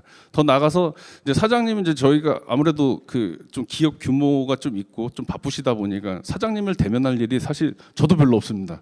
사실 C파트가 가장 점수가 높은데 대기업의 가장 불리한 점이 저겁니다. 사장님을 뵙기가 쉽지 않다는 건데, 근데 그래서 사장님이 영상으로 직접 메시지를 남기셔서 저희 교육이라든지 그 다음에 저희 내부적으로 회의 같은 거 할 때 서두에 딱 모두 발언식으로 이렇게 짧게 2분 안쪽으로 만들어서 이렇게 운영을 하고 있습니다. 그랬더니 아무래도 사장님이 같이 참석하신 것 같은 효과를 좀 누릴 수 있는 것 같습니다.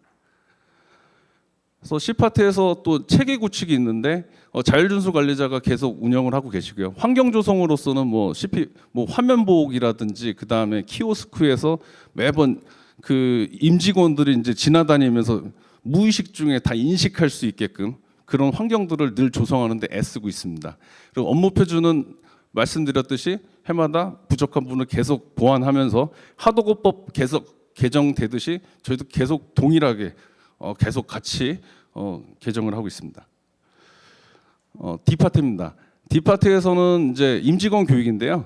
영상 교육이 있고 집체 교육 있고 리더 준법 교육이 있습니다. 크게 나누면 영상 교육은 저희가 직접 영상으로 찍어서 남깁니다. 남겨서 임직원들이 해외 법인이라든지 아니면 모바일이라든지 언제든지 들을 수 있게끔 이렇게 영상을 남겨서 특히 정기교육 두 번째 있는 집체교육이 정기교육인데 이 부분을 못했을 경우에는 영상교육으로 수강할 수 있게 그런 시스템을 갖추어 놓았습니다.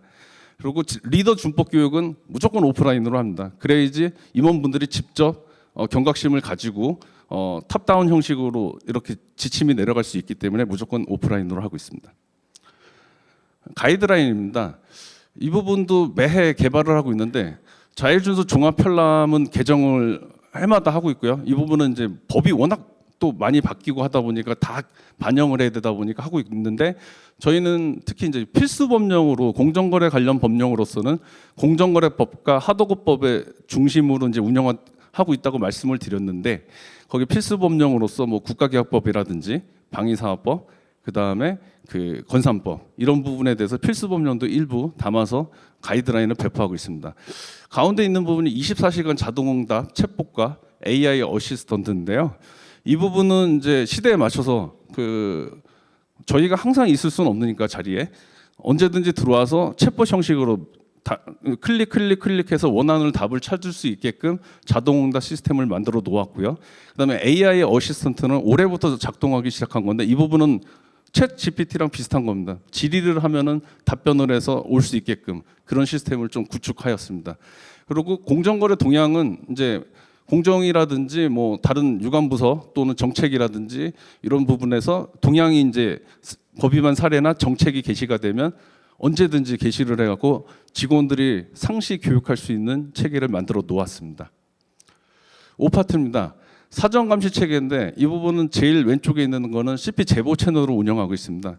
여기도 마찬가지 언제든지 할 수 있게 QR 코드로 이제 하나 생성을 해서 카톡 제보 채널로 저희 팀에 직접적으로 그 제보가 들어올 수 있게 만들어 놓았고 그걸 통해서 저희가 사전에 상담할 수 있는 시스템을 구축해 놓았습니다. 그리고 두 번째가 법 위반 리스크 설문조사인데 저 부분이 사실은 식별조사입니다.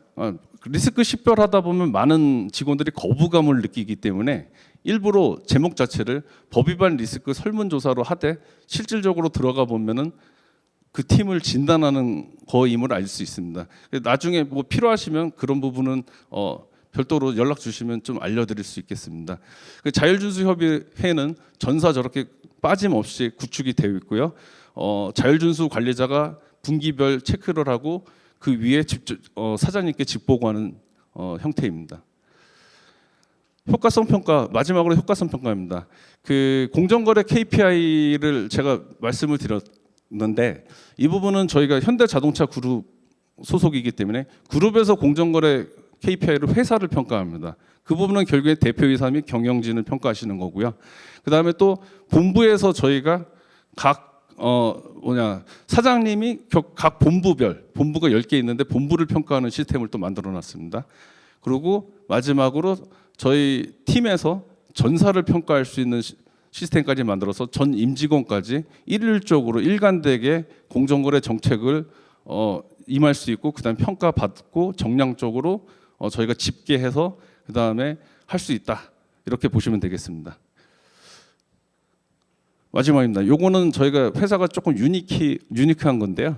그 내부 거래 검토 시스템이라고 이 부분은 현대자동차 그룹으로서 그 내부 거래 정당성에 대해서 사전에 검토하는 시스템을 만들어 놨습니다. 그래서 품위할 때 그 수의 계약과 그다음에 계열사가 같이 엔드 조건이 되면은 무조건 저희 팀으로 와서 사전에 거래 정당성을 검토하고 정당하게 거래 기준이 되었는지 같이 검토를 하고 있습니다. 두 번째는 경쟁사 접촉 신고되는데요.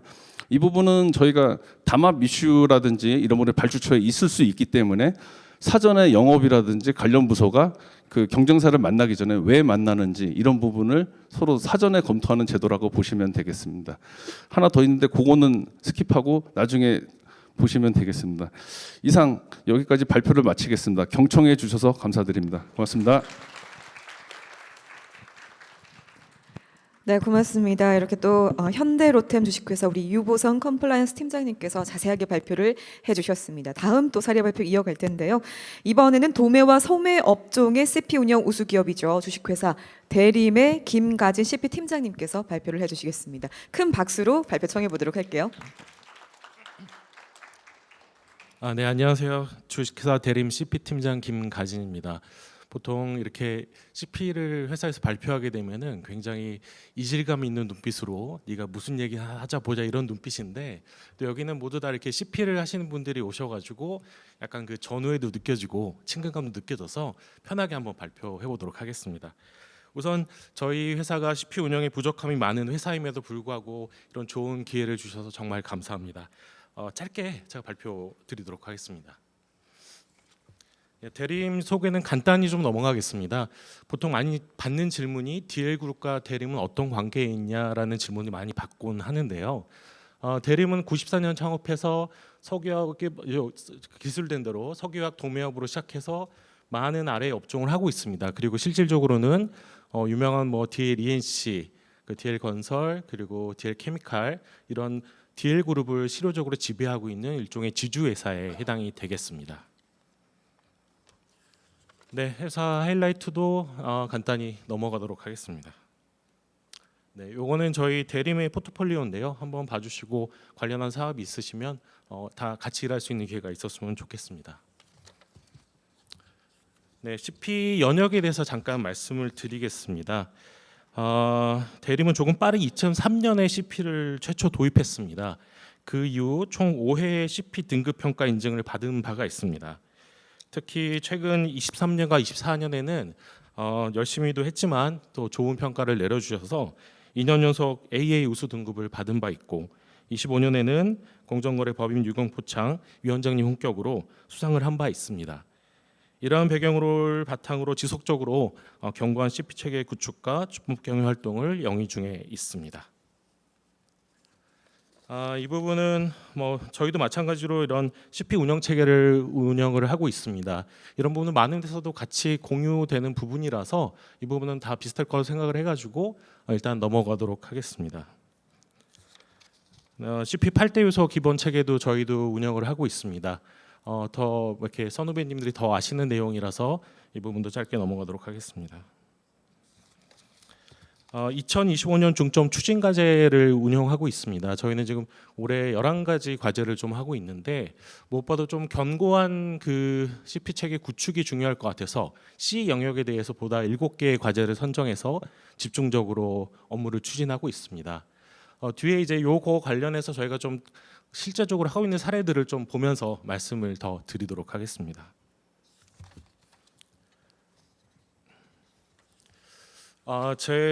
먼저 소개드리고 싶은 게 CP 협의체입니다. 모든 그룹사에서도 비슷한 형식을 운영하고 계실 거로 알고 있는데요. 저 역시 대림 DL 그룹에 오게 다른 그룹에 있었는데 좀 다른 부분이 좀 있습니다. 이 대림 DL 그룹의 CP 협의체는 보다 좀 긴밀하고 유기적으로 운영되는 점이 참 특이했었는데요. 그 어떤 뭐 특정의 지주회사, 홀딩스의 단순한 리딩이 아닌 따로 또 가치라는 정신 아래 각사의 CP 운영 독립성은 존중하고 레벨별로 의사소통이 활발하게 이루어진 점에서 굉장히 많은 인상과 기여도를 보고 있고요. 어떤 면에서는 서로 소통하고 어떤 면에서는 협의 경쟁하는 과정 속에서 서로 시너지도 강화되는 점에서 굉장히 매우 중요한 CP 성과 창출 핵심에 기능을 하고 있다고 생각해서 한번 자랑을 해보았습니다. 네. 두 번째로는 모니터링 시스템에 대해서 말씀드리겠습니다. 저희 용어로는 CP 에이전트라고 하고 있는데요. CP 운영을 CP 주관 부서 주관으로 하기에는 사실 점검, 전파, 교육 등 하는 데 있어서 인적으로도 비용, 시간적으로도 매우 한계가 많은 게 사실입니다. 그래서 저희는 이걸 개선하기 위해서 전 모든 부서에 CP를 담당하는 CP 에이전트, 일종의 그 CP 스파이를 심어놨습니다. 그래서 이 인원들을 활용해서 CP를 담당하고 점검, 전파, 모니터링하는 기능을 부여하고 실제적으로 이 인원들이 많은 기여를 해주고 있습니다. 이런 제도를 한번 활용하시는 것도 제안을 드려보겠습니다. 다음으로 저희가 자율분쟁 조정 기구를 운영하고 있습니다.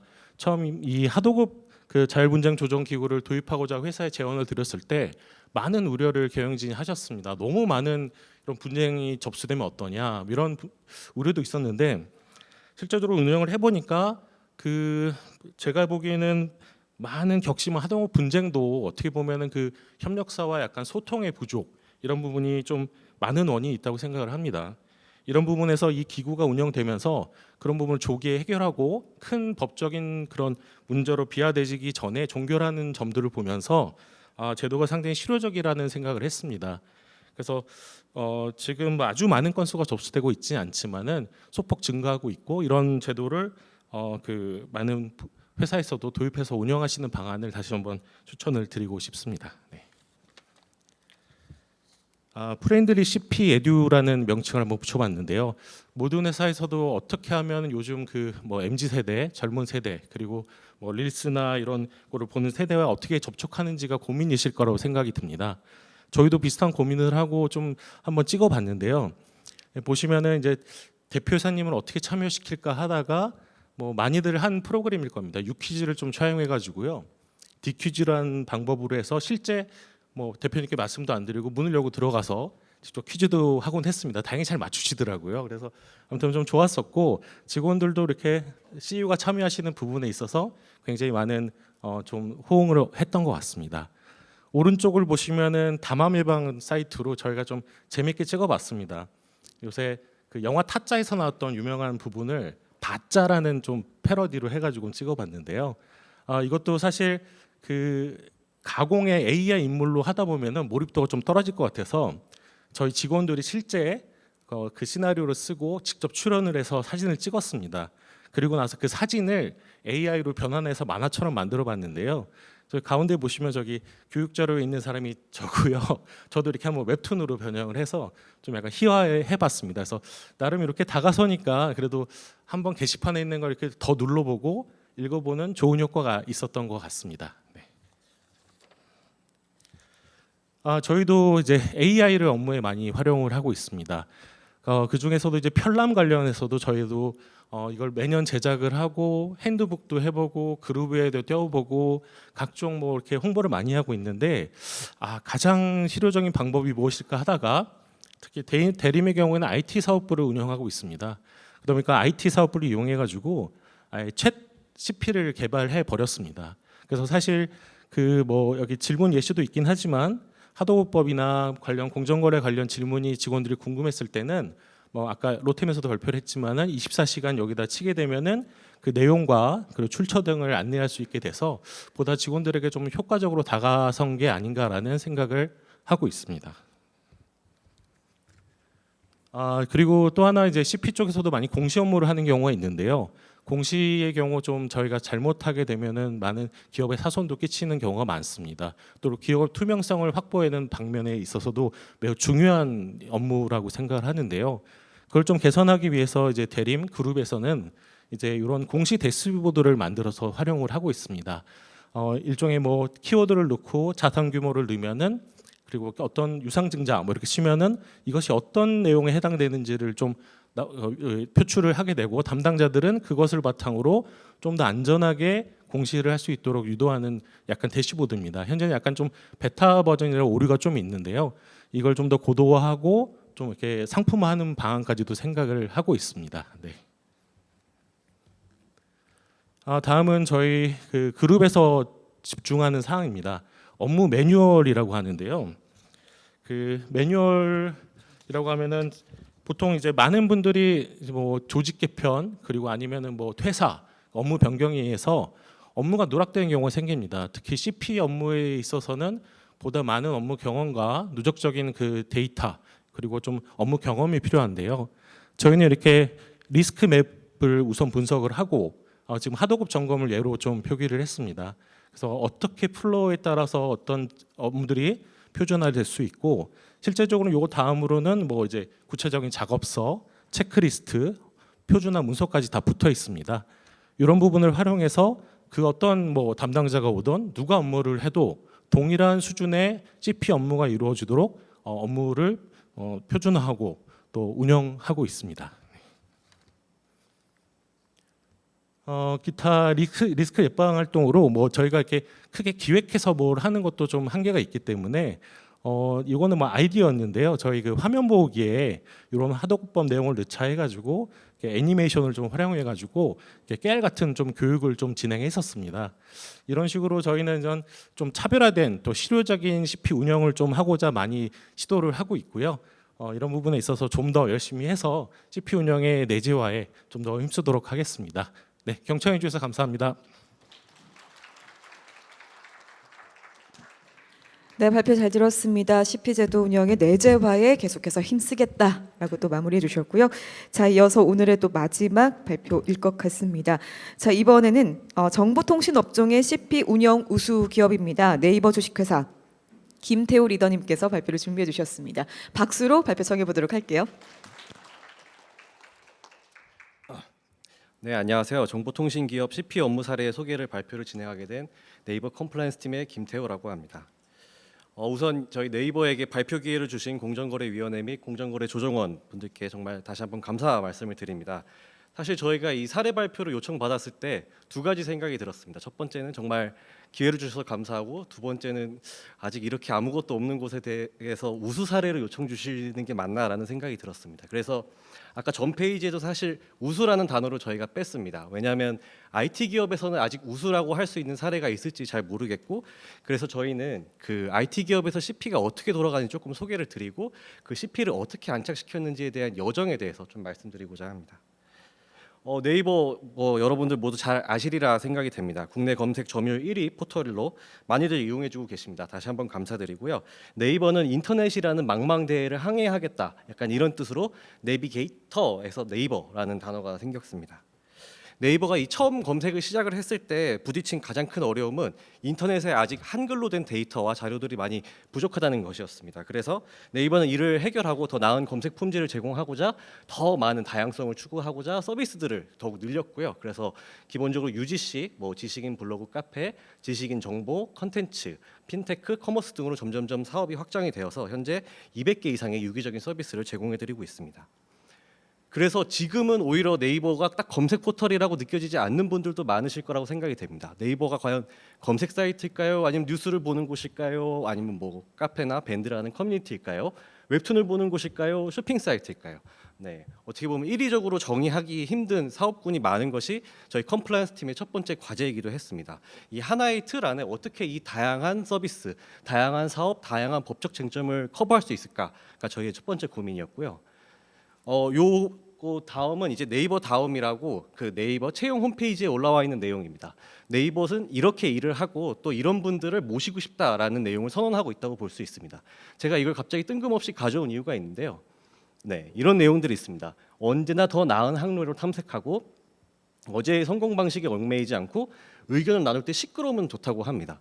네, 정말 딱 사실 컴플라이언스 하시는 분들 보면 컴플라이언스 하기 힘든 곳이겠다는 생각이 들 것 같습니다. 성공 방식이 얽매이지 않는다, 매뉴얼에 친숙하지 않습니다, 의견을 나눌 때 시끄러우면 좋다, 컴플라이언스 팀의 가이드가 맞는지 여러 번 챌린지를 받습니다. 그렇기 때문에 정말 컴플라이언스를 하기 힘든 그런 업무 문화, 그리고 어떠한 사업 환경을 갖고 있다고 생각이 들고요. 그래서 저희는 여기에서 어떻게 컴플라이언스를 안착시켰는지 조금 소개를 드리고자 합니다.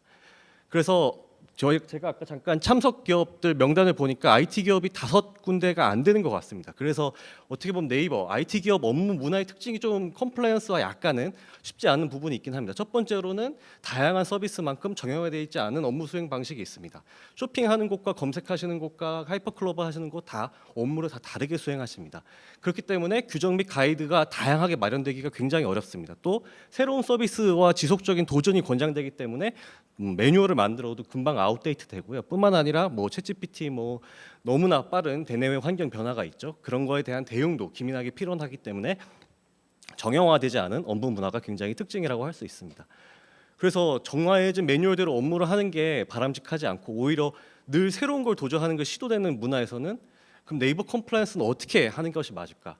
너무나 다양한 업무 스타일이 있고, 어제와 오늘이 다르고, 조직 개편이 15일에 한 번씩 일어납니다.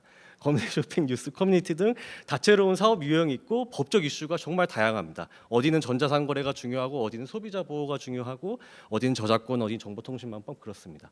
그래서 물론 이제 CP 등급 평가라는 아주 훌륭한 기준이 있습니다만은 저희가 처음에 그걸 기준으로 저희의 컴플라이언스 소개드릴 때 너무 어려움이 많았습니다. 그래서 저희는 CP라는 단어가 컴플라이언스 프로그램, 즉 공정거래 자율준수란 단어이지 않습니까? 그냥 우리만의 문화를 한번 정착을 해보고 그거를 잘 설명을 해보자라는 식으로 좀 다른 식으로 접근을 해봤습니다. 그래서 네이버의 CP 접근 방법입니다. 저희는 자유로운 도전 문화는 계속 유지 확산하길 원합니다. 그 안에서 CP 문화가 확산되길 원하고요. 주요 리스크에 대해서는 당연히 인식을 갖고 계시고 그것에 대해서 넓혀주는 것이 저희의 사명입니다. 법무팀과 더 유기적인 협업을 유도를 하고 있고요. 그 대신에 리스크로 발현되기 전에 최종 검수를 거치도록 하는 프로세스를 구축하고 있습니다. 그래서 서비스 기획하는 과정에서 사실 굉장히 기획자분들은 공격적인 것들을 많이 갖고 옵니다. 물론 법적 리스크가 있을 수도 있고 하지만 그것들이 내부에서 관리되고 저희가 특히 중요하게 생각하는 것은 이것이 외부로 특히 사용자 소비자 후생에게 영향을 미치지 않도록 관리하자를 저희가 어떻게 보면 컴플라이언스의 마지노선으로 삼고 리스크를 관리하고 있습니다. 그래서 여러 업무별로 좀 프로세스가 다를 수 있긴 합니다만 서비스 출시 관련해서 법적 플로우만 좀 말씀을 드리겠습니다. 첫 번째로 기획자분들은 편람, 교육 등을 참조해서 여러 가지 서비스를 기획을 하시게 됩니다. 그 기획에 대해서 의문점이 있으시면 법무로 검토를 받으시고 서비스 출시 점검이라는 최종 출시 점검 프로세스를 거쳐 출시를 하게 됩니다. 이렇게 어떻게 보면 플로우를 만들어 가지고 저희는 다양한 법적 이슈를 신속하고 유연하지만 빈틈없이 컴플라이언스 하는 것이 저희 목표이고요. 그래서 법무팀은 인하우스 로여가 아니라 인하우스 카운셀이 되어야 됩니다. 보시면 검색을 이렇게 하려고 하는데 당연히 이제 저희 공정거래법상 문제가 된 부분이어서 갖고 왔습니다. 이렇게 해도 될까요? 검토 요청이 오면 네, 이렇게 이슈수가 있을 수 있습니다. 그런데 이렇게 하는 게 어떨까요? 즉 예스 노가 아니라 어떻게 보면 한 명의 기획자처럼 같이 업무를 하시고 그것을 반영을 해가지고 서비스 출시를 진행을 하고 있습니다. 그래서 저희가 작년 집계했을 때 법무 검토 건수 총 5천 건이고요. 그중에 공정거래 관련 이슈만 한 450건 검토했습니다. 저희가 이렇게 열심히 하고 있다는 걸 공정거래위원회에서 잘 알아주셨으면 좋겠습니다. 그리고 서비스 출시 점검 프로세스입니다. 이게 서비스가 출시되고 나면 당연히 공정거래 관련 이슈도 있지만 개인정보 이슈 너무나도 중요하죠. 뿐만 아니라 이용자 불편 이슈, 뭐가 잘 클릭이 안 된다던가 서비스 기능 오류 등 다양한 이슈가 있을 수 있습니다. 이것을 모두 쭉 리스트업을 해서 서비스 출시 점검이란 프로세스를 반드시 거쳐야만 출시가 되도록 하고 있고요. 그 과정에서 주요 이슈들은 현황 리뷰나 이런 걸 통해 잔여 리스크가 얼마가 남았을지 부문 간 같이 협업을 통해 점검을 하고 있습니다. 네이버 문화에서 어려웠던 점은 아까 말씀드렸던 것처럼 편람이나 매뉴얼에 너무 친숙하지 않으십니다. 그래서 아까 사실 두 선도 기업에서 말씀을 주셨는데요. IT 기술 그리고 저희가 이제 AI 기술을 나름 갖고는 있습니다. 갖고 있기 때문에 AI 기술에 녹여볼까 해서 편람 RAG 시스템을 구축하고 있습니다. 이게 그 챗GPT를 활용해도 비슷하긴 한데요. 조금 다른 부분은 RAG라는 것은 답변을 저기 올려놓은 그 파일들이 저희 편람들인데 편람 안에서만 답변이 제공이 됩니다. 그래서 그 파라미터도 조정을 할 수 있는데 막 창작해서 답변을 할 수도 있고 편람 안에서만 답변하도록 할 수도 있습니다. 저희는 그걸 좀 조정을 해가지고 현재 준비를 하고 있고요. 저희에게 임직원들에게 최적화된 왜냐하면 질문들이 굉장히 서비스 오리엔티드 돼 있거든요. 최적화된 답변을 드릴 수 있도록 준비를 하고 있고 저희가 갖고 있는 AI 기술을 활용하여 구축을 하고 있습니다. 두 번째로는 또 네이버 문화에서 어려웠던 것이 탑다운이 아니라 어떻게 보면 자율적인 문화가 굉장히 강합니다. 그래서 들으세요, 안 들으시면 큰일 납니다라는 문화가 너무나도 어색합니다. 그래서 저희는 뉴스레터 읽고 교육하고 난 다음에 퀴즈 참여하면 네이버 페이포인트 드립니다. 정말 좋은 회사죠. 그래서 보시면 5,000원, 10,000원, 5만 원 드립니다. 그래서 이런 식으로 적극적으로 뭔가 참여할 수 있는 인센티브를 유도를 하고 있고요. 이렇게 하니까 확실히 임직원들의 호응도 좋아지는 것 같고 저희는 이런 식으로 인센티브를 주는 식으로 많이 운영을 하고 있습니다. 저희는 나름대로 잘 운영을 하고 있다고 생각하지만 그것이 부족한 부분이 있을 수도 있습니다. 그렇다고 매번 이게 법적 분쟁화까지 가는 것은 아니기 때문에 이것에 대해서 외부 전문가분들, 교수님을 포함하여 총 9분으로 구성된 자율규제위원회를 구성하여 운영을 하고 있습니다. 이분들께 매년 정기적으로 보고를 드리고 소비자 보호, 그다음에 서비스 품질 등에 대해 보고를 드리고 그거에 대해서 개선하고 의견을 주시고 계시고 이 보고서들은 다 공개되어 있습니다. 이걸 통해서 우리가 하고 있는 노력이 얼마나 잘 충분히 반영되고 있는지 코멘트도 받고 있습니다. 어떻게 보면 IT 기업도 저희가 사실 그 CP 포럼 갈 때 이렇게 같이 옆에 앉으시면 항상 고민이 많으신 것 같습니다. CP라는 게 아까 말씀드린 것처럼 물론 정답이 있을 수도 있다고 생각되지만 또 이 회사 환경 그리고 업무 하시는 것에 따라서 다를 수 있는 부분이 있다고 생각합니다. 저희는 아직도 CP 네이버에 가장 적합한 CP를 향해 항해를 하고 있다고 생각하고요. 이런 심포지움이나 이런 곳을 통해서 더욱더 좋은 CP가 있으면 같이 공유를 하고 의견을 나누면 좋겠습니다. 경청해 주셔서 감사합니다.